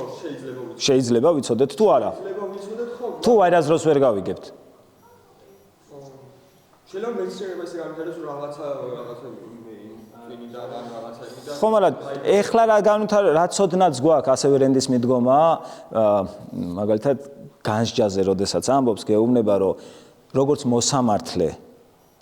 მოსამართლე ვალდებულია რომ მას ყველა ინფორმაცია არ აქვს, მაგრამ გადაწყვეტილება უნდა მიიღოს და ინფორმაციას იღებს და რაც მის ხელთ არსებული ინფორმაცია იმის მიხედვით იღებს გადაწყვეტილებას, იგივენაირად ჩვენ არჩევანის დროს შეიძლება ყოვლის მომცველი ცოდნა არ გქონდეს, მაგრამ რაც გვაქვს, იმის გამო რომ რაღაცა არ ვიცით გონია, რაც გვაქვს, იმ ცოდნის უარყოფა არ შეიძლება და რაც გვაქვს ის ცოდნა გვეუბნება რომ ცხოველებს ადამიანის გარდა არც ერთ არსებას კონცეპტუალური აზროვნება როგორც ესეთი არ შეუძლია. ეს ცოდნა გვაქვს. ძალიან საინტერესო აქვს დელფინები, ვეშაპები, ზოგადად დაღლები, რა შორს წავიდეთ, დელფინი უბრალოდ შორს არის, მაგრამ სასწაულ რაღაცებს აკეთებენ, მაგრამ არ ნიშნავს მათი აი ეს არაჩვეულებრივი უნარები არ ნიშნავს აი ამის ჩანაცვლებას აზროვნების რა ლანა გვეუბნება რაღაც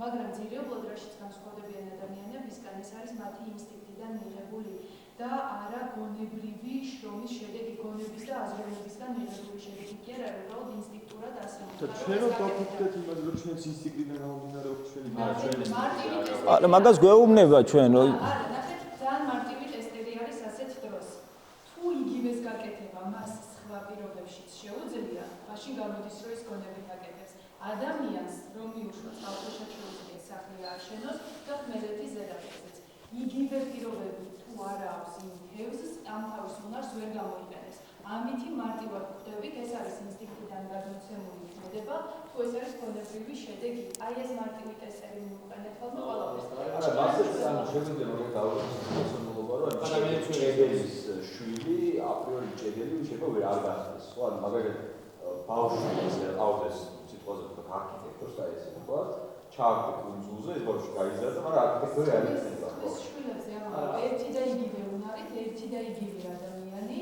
ერთი და იგივე თევზი სხვა პირობებში თუ შეძლებს იგივეს გაკეთებას გამოდის რომ ეს არის მისი გონების შედეგი სხვა პირობებში ის ვერ შეძლებს ამის გაკეთებას გამოდის რომ ეს არის უბრალოდ ინსტინქტი რომელსაც რაიმე გასახანი არის რეალურად ჩვენც ვართ ეს პირობები ახლა ვიღაცა ჯუნგლებში ჩას აი ვერაფერს ვერ გავაკეთებ ხო მაგრამ აი კი კარგი ის არის მოდი გავაგრძელოთ აქედან მადლობა ჩვენ ჯუნგლებში რო ჩაგვაგდო გლებისგან განსხვავებით აღარა გვაქვს ინსტინქტი აი წეგან 64 ესე შეიძლება 64-დან გამოდევნა არა გადატანითი მნიშვნელობით აღვქვეთ რომ ეს დავკარგეთ უკან გზა აღარ არსებობს ჯუნგლებში რო ჩააგდებ ადამიანს მისი ადამიანური თვისებები აზროვნება არაფერში აღარ გამოდგება თუ აზროვნება გამოაცალე ის არის ძალიან მოწყვლადი ანუ ფიზიკურად ვეღარ გადარჩება ადამიანი განწირულია იმისთვის რომ მისი გადარჩენის მთავარი იარაღი არის გონება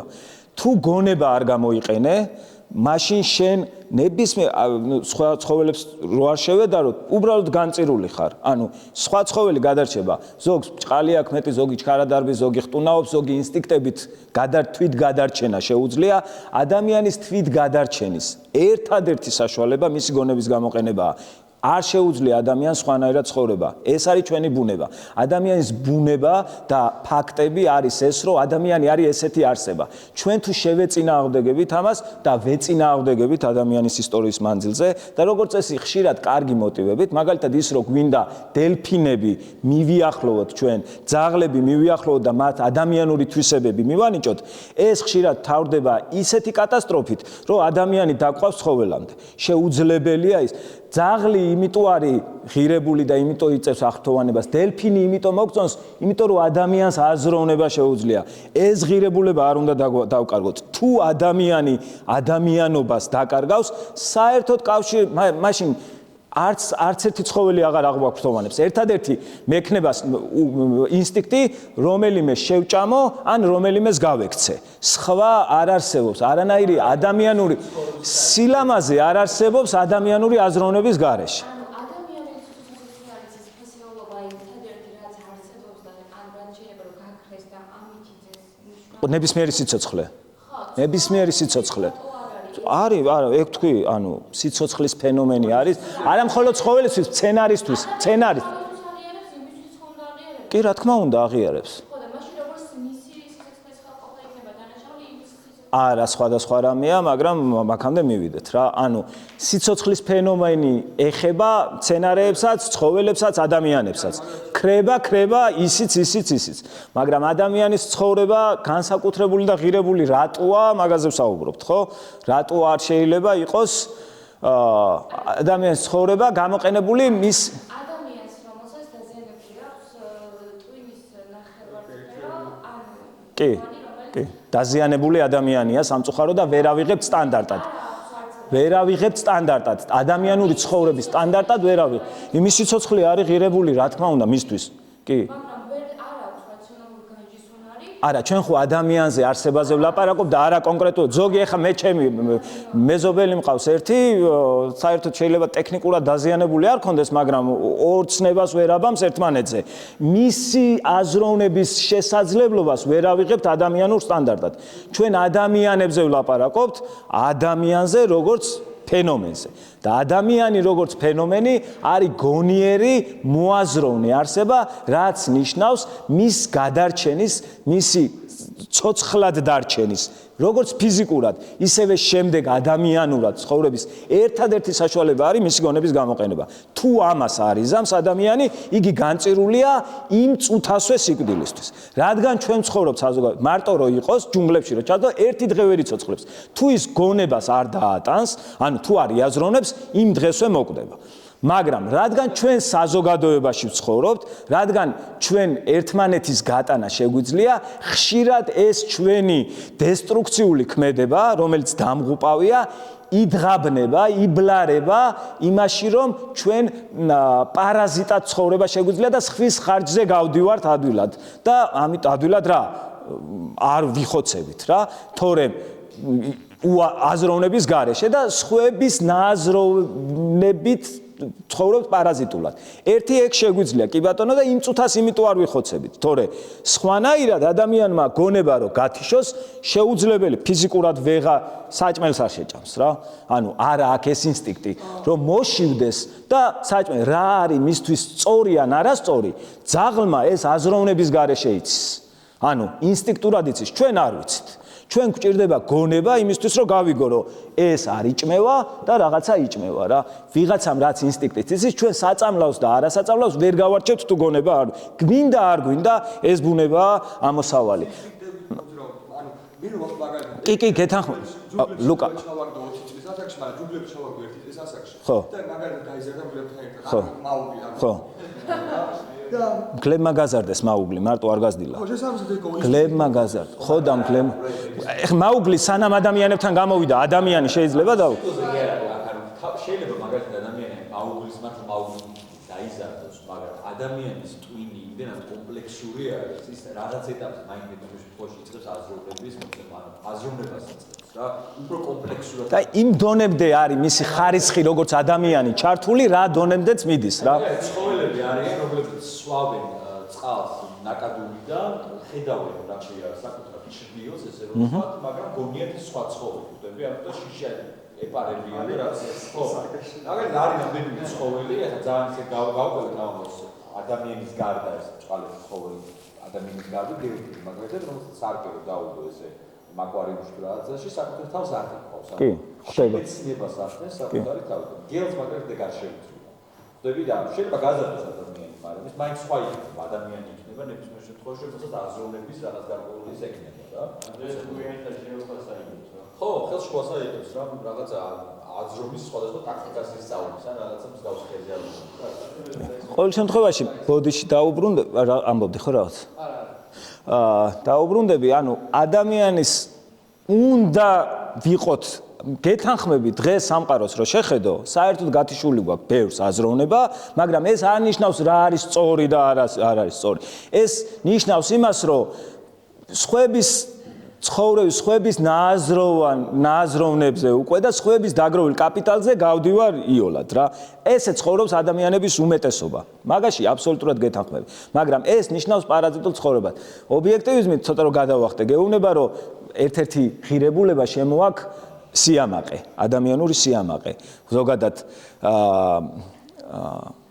reason, purpose, self-esteem, აი ეს სამი ღირებულება აქვს მთავარ ულტიმატურ ღირებულებებს დაღებული ობიექტურად რა ეს ჭირდება ადამიანს იმისთვის რომ ადამიანურად იყო რა გეუბნება რენდი გონიერება მიზანი და თვითკმაყოფილება თვით საკუთარი თავის ღირსების შეგრძნება ამის გარეშე შეუძლებელიაო ადამიანი რო იყო ეს ღირებულებები თუ არა გაქვს მაგრამ მოდი ვთქვათ და ეს უამრავ საკლია და სხვების ხარჯზე ვცხოვრობთ მაგრამ ეს ცალკე საკითხია ცხოველებისგან განსხვავებით მოკლედ ობიექტივიზმი აღიარებს რომ ჩვენ გაქვს თავისუფალი ნება აი ბევრი ვთქვათ ის არის აგერ ეკონომიკური სკოლა ახსენა რამოდენიმე და საერთოდ თავისუფალ ნებას უარყოფს ბევრი ესეთი კაი მოაზროვნე ადამიანი მაგრამ ნუ ჩვენ შემთხვევაში და რენდი თავისუფალ ნებას წამოწევს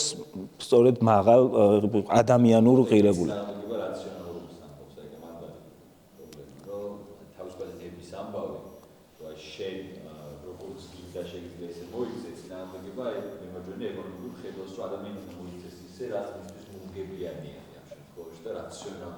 ხო და აი რენდი ამბობს რომ მისთვის მომგებიანი და რაციონალურობა ერთი და იგივეა ყოველთვის რა ანუ სწორი არის ის რაც რაციონალურია რაც რაციონალური მიუხედავად იმისა რომ სამყარო ისე გვაქვს არასწორად მოწყობილი რომ ხშირად რაციონალობისთვის ისჯება ადამიანი და ხშირად შეიძლება მოგვეჩვენოს რომ სწორედ არარაციონალურობა სწორედ პარაზიტობა სწორედ უნამუსობა უფრო რაციონალურად ჩანდეს უფრო წარმატებული იყო მაგრამ ზოგადად სხვა კუთხით ვამბობ რა ოღონდ მაგრამ რაციონალურობა ადამიანის მთავარი ღირებულება ადამიანს ავტომატური გადარჩენის ინსტინქტი არ აქვს ადამიანი ბიოლოგიურად წინასწარ დაპროგრამებული სწორის და არასწორის და წარმატებების მიხედვით არ არის ადამიანს გონება აქვს და სწორედ საკუთარი გადაწყვეტით საკუთარი მიხვედრით უნდა იცხოვროს იმისთვის რომ ადამიანმა იცხოვროს და ცოცხალი დარჩეს უბრალოდ გონება უნდა ჩართოს გონების ჩართვის გარეშე შეუძლებელია ერთ დღესაც ვერ გავცლებთ რა კონცეპტუალიზაცია და აბსტრაგირება უნდა შეგვეძლოს და აზროვნება სწორედ ამას ნიშნავს რომ რაღაცა თვისებების მიხედვით ზოგადად თუ კონცეპტების შექმნა ესე ხდება რა რომ რაღაცა თვისებების მიხედვით გამოვყოფთ მაგალითად როდესაც ვამბობ მაგიდა გამოვყოფ ხო სხვა მაგიდებისგან კონკრეტულ მაგიდას სხვა ნივთებისგან კონკრეტულ ნივთს და რომელსაც რაღაც მაგიდისთვის დამახასიათებელ თვისებას მივანიჭებ ერთი გამოყოფა ხდება და მეორე გაერთიანება უკვე შემდეგ ყველა ესეთი თვისების ობიექტს გავაერთიანებ ცნების ქვეშ მაგიდა ანუ ეს მარტივი განშლა აბსტრაგირება და გაერთიანება არის ვთქვათ აი ეს ორი ძირითადი მეთოდი რის მიხედვითაც ხდება აზროვნა მოკლედ ადამიანმა უნდა გამოიყენოს გონება წინააღმდეგ შემთხვევაში ის კარგავს თავის ადამიანობას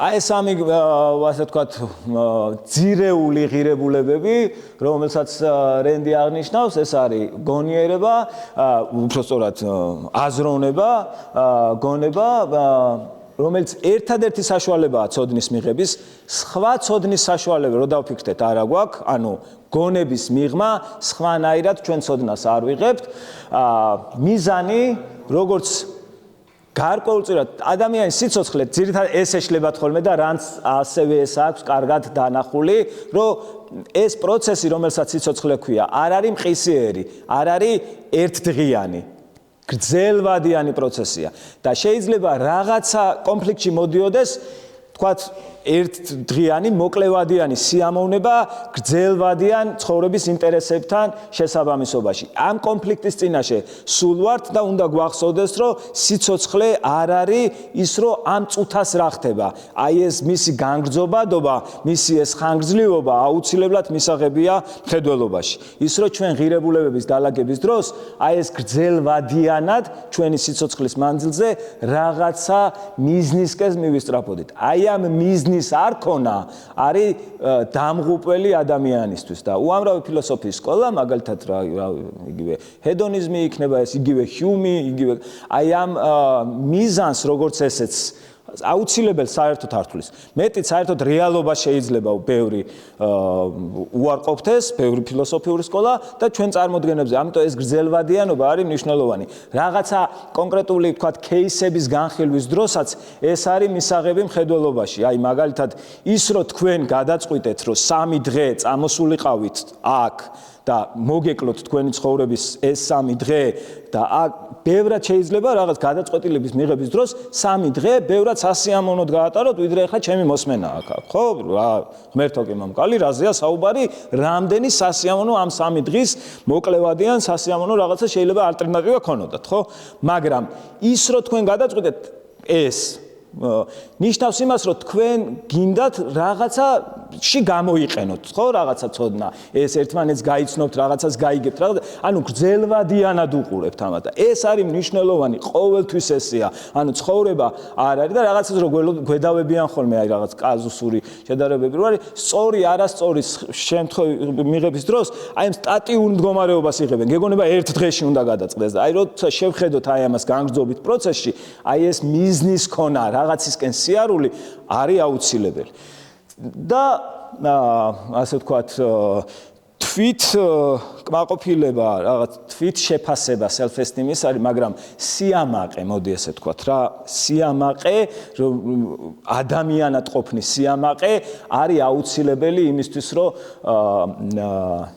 რომ ბედნიერები ვიყოთ ხოლო ბედნიერება წეგან ვთქვათ სიცოცხლეზე რო ვთქვით მთავარი ღირებულებაა უпростоრად ისეთი ყველასთვის საერთო ღირებულებაა სიცოცხლე ჩვენი სიცოცხლე ჩვენთვის მთავარი ღირებულებაა და ჩვენი ბედნიერება შეიძლება იყოს და უნდა იყოს მიზანი ცხოვრების შესაბამისად აქეთკენ უნდა ვიაროთ რომ ჩვენი ბედნიერება საკუთარ რა გვანიჭებს ბედნიერებას საკითხია და რა არ უნდა მოგვანიჭოს მაგრამ ის რომ ჩვენ რაღაცისკენ მივდივართ ის რომ ჩვენ ვიმსახურებთ და ზოგადად შეგვიძლია ოპერირება და ეს სამყარო რაღაცა განგებებზე კი არ არის დამოკიდებული და რაღაც მოვლენებზე არამედ ჩვენ წარმართავთ ამ ცხოვრებას და რაღაცა მიზნისკენ ვისწრაფვით ეს გვაძლევს აი ამ ბედნიერების შეგრძნებას და წინააღმდეგ შემთხვევაში შეუძლებელია ბედნიერად ყოფნა ანუ აი გრძელვადიანად მიზანმიმართული და სიამაყით შეგრძნება აი ეს სიამაყე როგორც აი ახლა რომ რავი ადამიანები რომ გააჩეროთ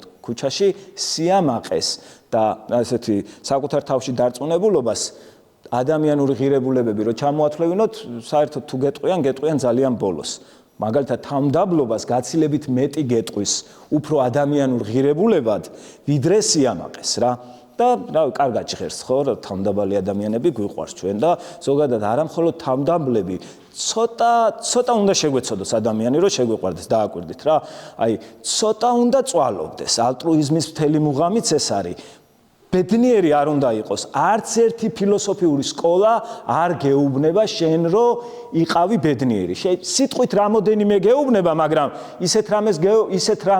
ისეთი მიმართულებით გაწოდებს რომ შეუძლებელია ამ ბედნიერების მიღწევა ბოლო დელფინებზე ნერვიულობა მაინც მოგიწევს რომ უბედური იყო რა ანუ რაღაცას მოვიგონებთ რატო უნდა ვიყოთ ჩვენ თვითონ ანუ მსხვერპლის როლში და შესაბამისად სხვაც ესეთი გვიყვარს.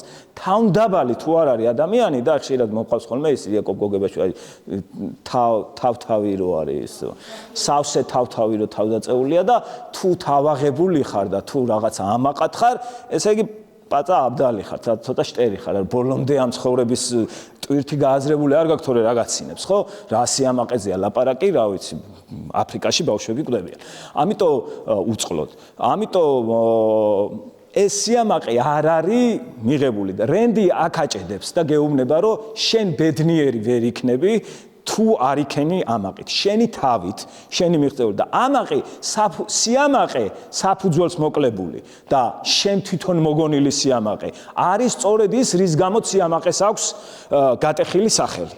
და რენდი გეუბნება, რომ აი ამას ჭირდება დამსახურება.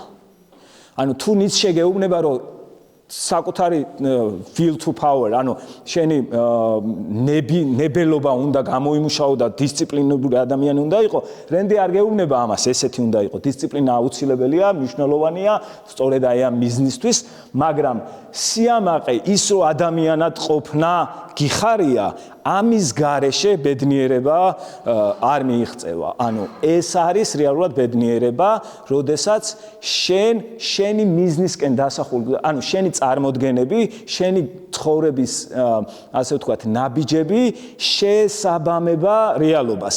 აი ეს თანხვედრა უცებ პატარ-პატარა ნიუანსებში, როგორც კი აღმოაჩენ, რომ შენ რასაც ფიქრობ, შენ რასაც იქცევი და ის რეალურია, აი ეს განიჭებს ადამიანს ბედნიერებას. რაღაცა მიზანს დაისახავ, რაღაცას აკეთებ, აი ამ კეთების დროს ხდება ის, რასაც შენ სიამაყე. დაუმსახურებლად ამაყი ვერ იქნები. დაუმსახურებლად ყოველთვის გეცოდინება, რომ სადღაც გასხმული გაქვს და პროსტა სხვა საჩვენებ, რომ რაღაცა ხარ. და ეს მოჩვენებითობა არის, მოკლედ, თავარი არის ჩვენ თავებში, პლატონისგან განსხვავებით, გეუბნება, ოღონდ ჩვენი თავი რეალობასთან უნდა იყოს კავშირში. მუდმივად აი ამ რეალობით ტესტავ შენ ცოდნას, შენ ქმედებას, შენ მიზანს და შესაბამისად შედეგსაც იღებ აქედან. ეს სამი არის ძირითადი ღირებულებები და ეს იყო რაც მოკლედ მინდოდა მეთქვა ამ იმაზე, მაგრამ ცოტა დრო მაქვს და უფლებებზეც გადავალ. კითხვებს გისმენთ? გიორგი, დავკარგეთ ხო? მეორე მესმის დაიღალეთ, მაგრამ კითხვები გამოვუშვით. აქ ვეძებ ახლა მეორე პრეზენტაციას.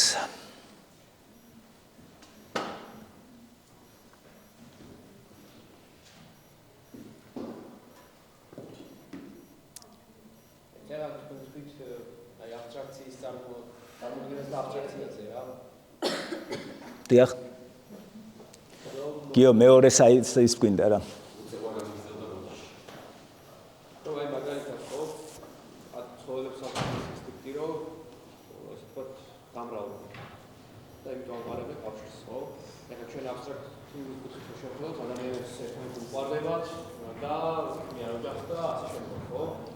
რეალურად რო შევხედოთ, ეგეც ხო მაქამდე დაიყვანება. ანუ ეგ აბსტრაქტული შეიძლება იმისა რომ შეიძლება ვიღაც შეუყვარდეს ერთ ადამიანს მეორე საბოლოოდ გვეუბნება მაინც იგივე შეგამე მიდის რა შემთხვევაშიც მიდის ცხოველი ხო ანუ დაგვეუბნება მაინც ერთი არის და ის თუ რა წარმოიდგინე ადამიანმა მაგ შემთხვევაში ხო ანუ თავის არს და მიზნეს პოდეში ზუსტად ვერ მივხვდი, მაგრამ ერთი გზას მნიშვნელობა აქვს როგორ მიდიხარ რა წინააღმდეგ შემთხვევაში ეს სიამაყის გრძნობა არ გექნება ესე სიყვარული ღირებულებაა კონკრეტულად სიყვარული რა ეხლა მაგალითი მაგას უბრალოდ სიყვარულზე გამახსენდა რა სიყვარული რეალურად არის ღირებულება რა ვიღაცა შეგიყვარდეს თქვენ შეიძლება გეგონოთ რომ ისე შეგიყვარდა ვიღაცა ახლა ერთი დაინახეთ და რა არც დაფიქრდეთ რატო გიყვართ მაგრამ სინამდვილეში სიყვარული რო დაფიქრდეთ არის ღირებულების მინიჭება ანუ ვინმეში ამ შემთხვევაში ადამიანებს შორის სიყვარულს როდესაც ვლაპარაკობთ ვინმეში ხედავ იმ ღირებულებების განხორციელებას რომელიც შენში უკვე არსებობს და შესაბამისად გიყვარდება ისეთი ადამიანი რა ღირებულება რომელიც არის ამ ღირებულების მატარებელი შეუძლებელია სხვანაირად სიყვარული დაარქვა მაგრამ სიყვარული ალტრუიზმის ფორმად მიგვაჩნია და ანუ რო გვიყვარს გონია რომ ის გვიყვარს სინამდვილეში ჩვენიდან გამომდინარე გვიყვარს რენც აქვს ესეთი ცნობილი გამონათქვამი იმიდან Fountainhead-დან სადაც მე შენ მიყვარხარ თუ გინდა თქვა და გაიაზრო პირველ რიგში მე უნდა თქვა რა მეს თქმის გარეშე I love you-ს ვერ იტყვი I თუ არა თქვი მე შენ მიყვარხარს გარეშე ქართულში შეგვიძლია მიყვარხარ თქვა მაგრამ პირველ პირის ნიშანი მაინც გვაქვს ხო ანუ მეს გარეშე ვინმე სიყვარული შეუძლებელია რა არ არსებობს ბუნებაში გადავიდეთ ამ ცნებებზე, გადავახტეთ თვითონ ადამიანის უფლებები. ზოგადად ენას როდესაც ვამბობ, ენა მნიშვნელოვანია და ენას რას ვარქმევთ შესაბამისად იმისთვის არის მნიშვნელოვანი. ამიტომ აქ ერთ-ერთი თქვენს დაკვირვებულები იქნებით, არსებობს რაღაცა სიტყვები, რომელიც იმდენად გაცვეთილია, იმდენად აზრს მოკლებულია, რომ აღარაფერი მას ღირებულება არ აქვს. აი სიყვარულს მაგალითად თუ დავარქმევთ ყველაფერს, ყველა მიყვარს, ესე იგი ნიშნავს, რომ დაფიქრდეთ, რომ არავინ არ გიყვარს. თუ ყველაფერი გიყვარს, აი ყველა რაც მოძრაობს, ხო არის რაღაც მიმდინარეობები პოზიტივი აფრქვია რომ ამბობენ და აი თუ ყველაფერი გიყვარს და განურჩეველი, ანუ მათი თვისებები არა აქვს შენთვის მნიშვნელობა, რატო გიყვარს, მაშინ ეგ ნიშნავს, რომ საერთოდ არაფერი არ გიყვარს რა, ანუ თუ ვინც გიყვარს, იმისი საწინააღმდეგო თუ არ, კაი, გეზიზღებას არ ვამბობ, მაგრამ თუ შენში არ იწევს აი ამ დაპირისპირებებს, ესე იგი ეს არ გიყვარს, ხო? ანუ თუ მიყვარს რაღაც აზროვნება, ესე იგი ნიშნავს, რომ სიშტერი არ გიყვარს. ორივე თუ გიყვარს, ესე იგი საერთოდ არ აქვს შენთვის მნიშვნელობა რა. ანუ შრალად ესეა.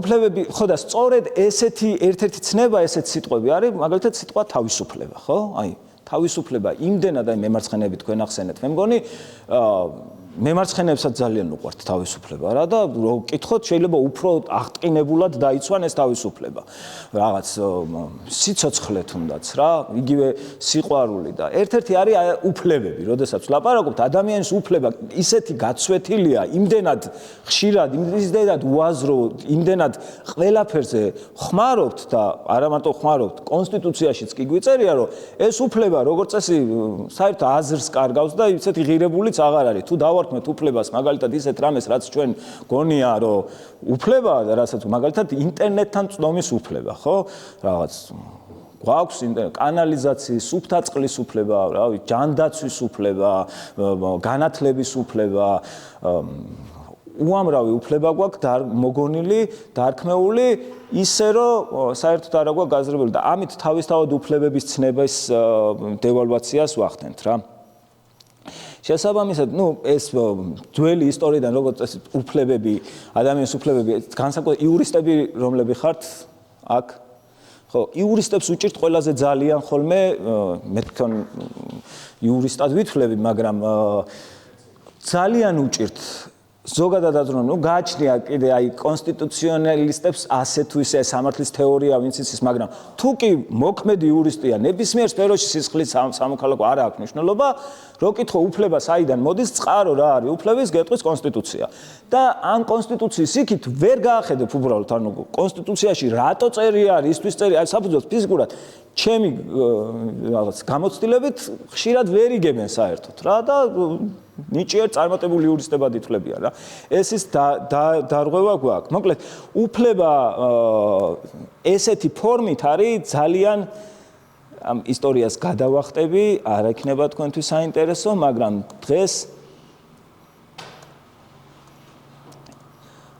არსებულია ესეთი სამ კატეგორიაში ხდება ეს უფლებები ძალიან მოკლედ გავილი და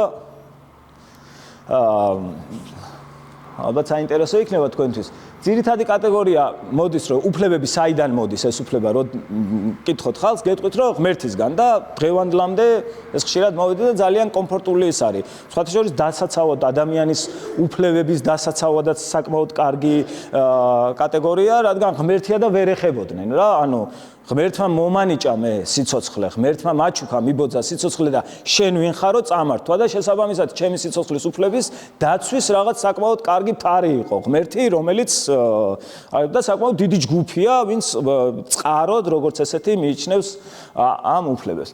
მეორე და ესე იგი ღმერთისგან ესე მორალური ასე ვთქვათ კანონია.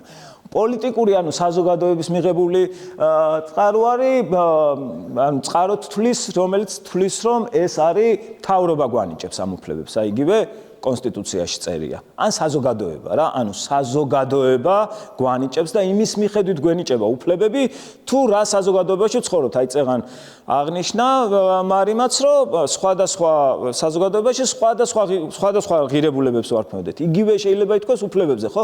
სხვადასხვა საზოგადოებაში სხვადასხვა უფლებებს და თქვათ მიდგომა არის ესეთი პროგრესივისტული მიდგომა, რომ რაც უფრო ვითარდებით, უფრო ახალ უფლებებს ვამატებთ და იგივე გაეროს 48 წლის იყო ის საერთაშორისო უფლებების შესახებ კონვენცია და ამის მერე პირველი ტალღა რო დაერქვა, მერე რაღაც პაქტი მივიღეთ 60-იან წლებში და ეხლა მე მგონი მეხუთე ოფიციალურად მეხუთე ტალღამდე ვართ მისული სხვადასხვა უფლებებს ვიგონებთ და პირიქით ეს მიგვაჩნია ჩვენ განვითარების რაც უფრო განვითარდებით, უფრო ესე იგი ეხლა შეგვიძლია რაღაც ახალი უფლება მოვიგონოთ და მივანიჭოთ ჩვენ. ანუ გვაქვს უკვე ფუფუნება, რომ მაგალითად რა ფრენის უფლება გვექნება, როცა შევძლებთ ფრენას რა.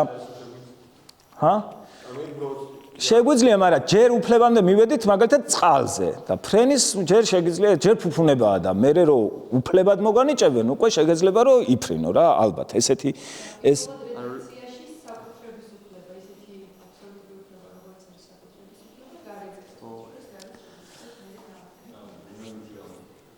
მაგრამ რენდამდე არანაირი რაციონალური ახსნა არ ქონდა ჩვენ, მაგალითად რატო გვაქვს სიცოცხლის უფლება, რატო გვაქვს თავისუფლების უფლება, რატო გვაქვს თქვათ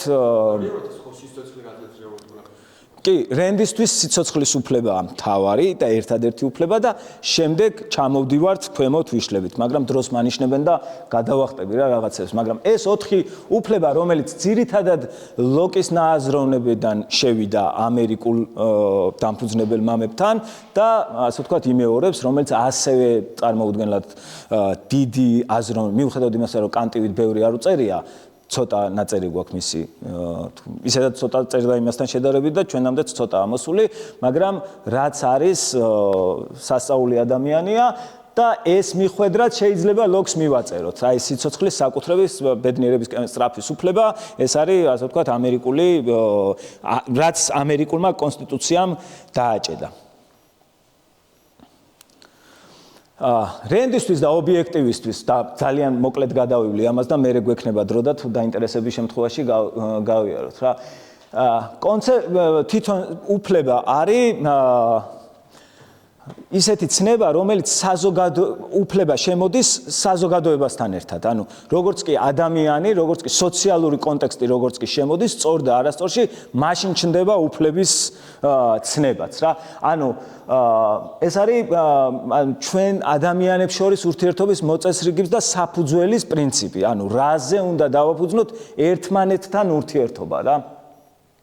რომელიც ადამიანურ ჩვენ ინდივიდუალურ მორალ სოციალურ კონტექსტში დაცვის საშუალებას მოგცემს და აი ეს არის ძალიან მნიშვნელოვანი, ანუ კავშირი ადამიანური ღირებულებითი კოდექსიდან, ანუ ჩვენი მორალურის საზოგადოებისადმი და შესაბამისად კანონმდებლობის პრინციპად რაც შეიძლება დავაფუძნოთ. ანუ აუცილებელია აი ამ რა ქვია კავშირის დაჭერა რა.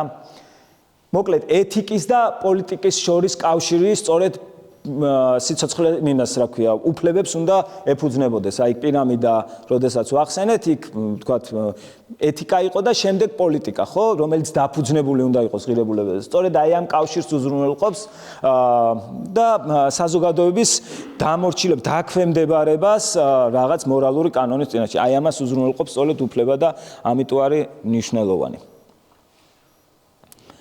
მოკლედ ეს ღირებულებებზე ვახსენეთ და თავარ აი ამ იმას რო დაუბრუნდეთ, თავარ ამოსავალ წერტილად ისევ და ისევ რეალობა მიაჩნია და წყარო მიაჩნია იმის უფლებების აი ამ რეალურობიდან ამოსვლა. ანუ რეალობა არის ასე ვთქვათ თავარი უფლების წყარო ადამიანის და მისი თავისუფლება. ანუ თუ ადამიანს მივიჩნევთ გონიერ არსებად, მაშინ გონიერება, ანუ მისი თავისებურება სწორედ გონიერების ნიშნავს თავისუფლებას.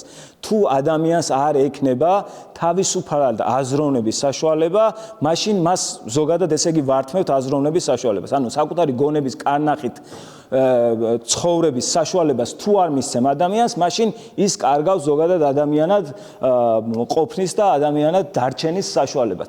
შესაბამისად, ეს თავისუფლება, ეს რომ გონება სჭირდება, ეს თავისუფლება არის მისი ადამიანის ბუნებიდან გამომდინარე და მის საწინააღმდეგო ძალიან მოკლედ რო თქვა, ერთადერთი რამ, რაც ჩვენი გონების კარნახით ცხოვრებას გვიშლის, რა არის? აბა პატრა კითხავ და დავამთავრებ, მაგრამ აი რა არის, რაც ჩვენ რა ფენომენი შეიძლება იყოს ბუნებაში და ესეთი ფენომენი არის ერთადერთი, რაც გვიშლის ხო, სიკვდილით ხო რჩება და მე აღარ ვარსებობთ უბრალოდ.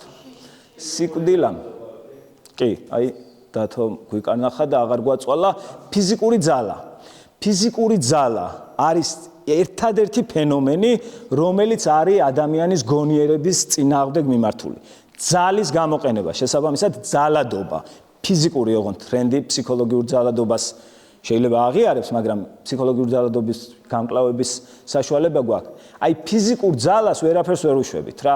მე თუ იარაღი მაქვს მოშვერილი შუბლზე და მუქარა მაქვს, რომ აქედან თუ გავალ მოუკვდები და მესვრიან, ეს არის ერთადერთი რამ, რაც მე მაჩერებს ჩემი გონების კარნახის მოქმედებისაკენ.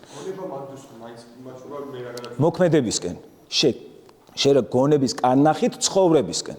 ჩემი გონების კარნახის მიხედვით ვიცხოვრო.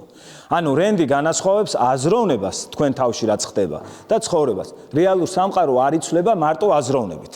მე შეიძლება წამოვწვე და დაიდან კაი რაღაცები წარმოვიდგინო, მაგრამ თქვენთვის გარეშე პირებისთვის ეს არაფერი არ შეიძლება თუ მე რაიმე ფორმით ინტერაქცია არ მოვახდინე რეალობასთან.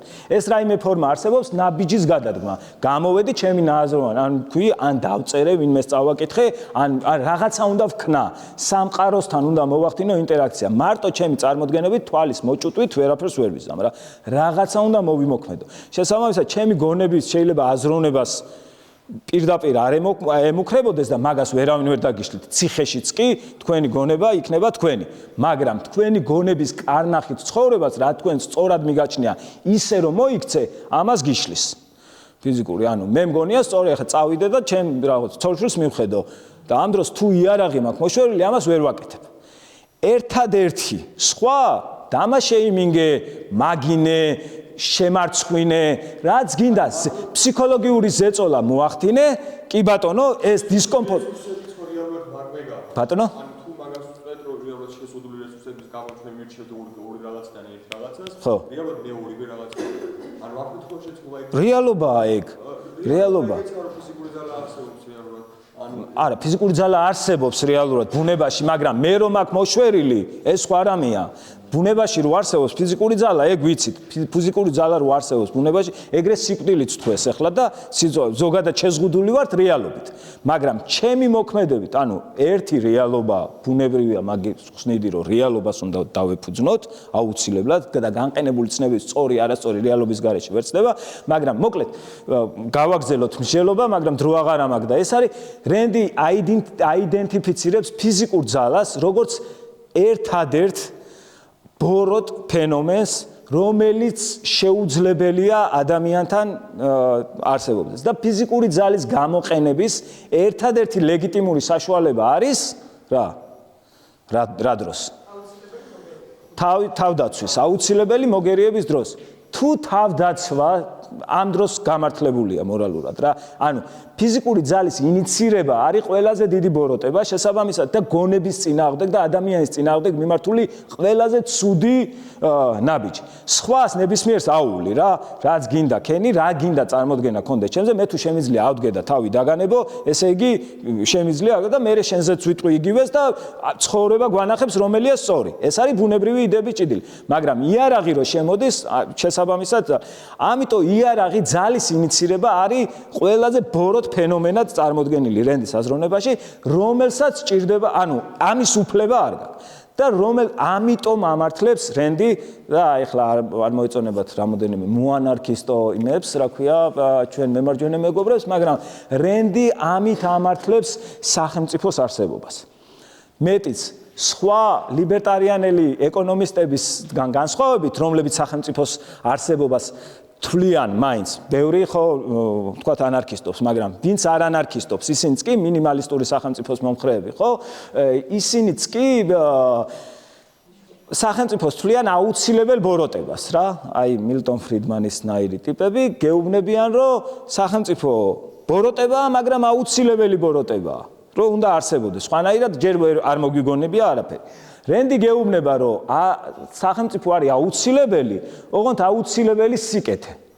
ანუ წინააღმდეგ შემთხვევაში და ამაზე ცალკე ვიდეო, ყოველ შემთხვევაში რენდის თეორიას სახელმწიფოს არსებობა ეფუძნება სწორედ ადამიანის უფლების დაცვას ფიზიკური ძალისგან. ერთადერთი, ამიტომ სახელმწიფო უნდა არსებობდეს და შესაბამისად, ოღონდ სახელმწიფოს ერთადერთი გამართლება და არსებობა, ფუნქცია, ერთადერთი თავარი კი არა, ერთადერთი არის სწორედ ადამიანის, მისი მოქალაქის უფლებების დაცვა ფიზიკური ძალისგან. სხვა ფუნქცია რენდის წარმოქმნაში სახელმწიფოს არ აქვს. ანუ მას უნდა კონდეს ჩვენი უფლებების ფიზიკურად დაცვა, რომ არ იძალადოს, როგორც და ამისთვის არსებობს რენდისთვის კონსტიტუცია. კონსტიტუცია ის კი არ არის, რომ ადამიანის უფლებები ჩავწეროთ შიგნით და რისი უფლებები გვაქვს. არამედ შეზღუდოს სახელმწიფო თავის უფლებამოსილებაში და ზღუდავს რენდის კონსტიტუცია, ზღუდავს სახელმწიფოს მხოლოდ აი ამ უფლებებით. სხვა არანაირი, რა თქმა უნდა, სახელმწიფო არ უნდა ერეოდეს ეკონომიკაში, რა თქმა უნდა, სახელმწიფო არ უნდა ერეოდეს იდეებში, რა თქმა უნდა, სახელმწიფო არ უნდა ერეოდეს რაღაც ჩვენ რაღაც ჯანმრთელობაზე ზრუნვაში, სახელმწიფოს ერთადერთი ფუნქცია არის დაიცვას ჩვენი უფლებები ერთმანეთის ძალადობისგან და პირველ რიგში თვითონ ფიზიკური. ფსიქოლოგიური ძალადობა არის ღია, ფსიქოლოგიური ძალადობა შეუძლებელია ვაიდენტიფიციროთ, შეიძლება ეხლა თქვენ რო ზიხართ ფეხი-ფეხ გადადებული, მე ჩავთვალო რომ აუ მაგრა არ მევასება ხალხი რომ ფეხი-ფეხ გადადა, ვიდრგუნებოდე რა. არ არის შორი მაგალითი, მენსფრედს რასაც ეძახიან, ფეხი-ფეხ გადადება არა, აი კაცურ დაждდომას რა, ქართულად ვიჯდები ხოლმე, ეს არის შეურაცხყოფელი და ხშირად სექსუალურ შევიწროვებადაც კითხვის რამოდენიმე მოსამართლეს кейსი აქვს ამერიკაში. ჯდომა. ამიტომ მე სად მოყვე თქვენ რას ჩავთვლი ფსიქოლოგიურად. სამყარო არ არის ვალდებული თქვენს ირგვლივ ფეხის წვერებზე იცუქცუქოს რა. კეთილი ინებეთ და მოერგეთ ამ სამყაროს იმასქენით და ისე მოიწყოთ თქვენი ცხოვრება, რომ ფსიქოლოგიურად არის ძალადობა. ამიტომ არის, ხა მოკლედ კი გადავხდი, მაგრამ ძალადობა მხოლოდ ფიზიკურს ამიტომ ტოვებს, რომ ამას ვერაფერს ვერ უშვები რა.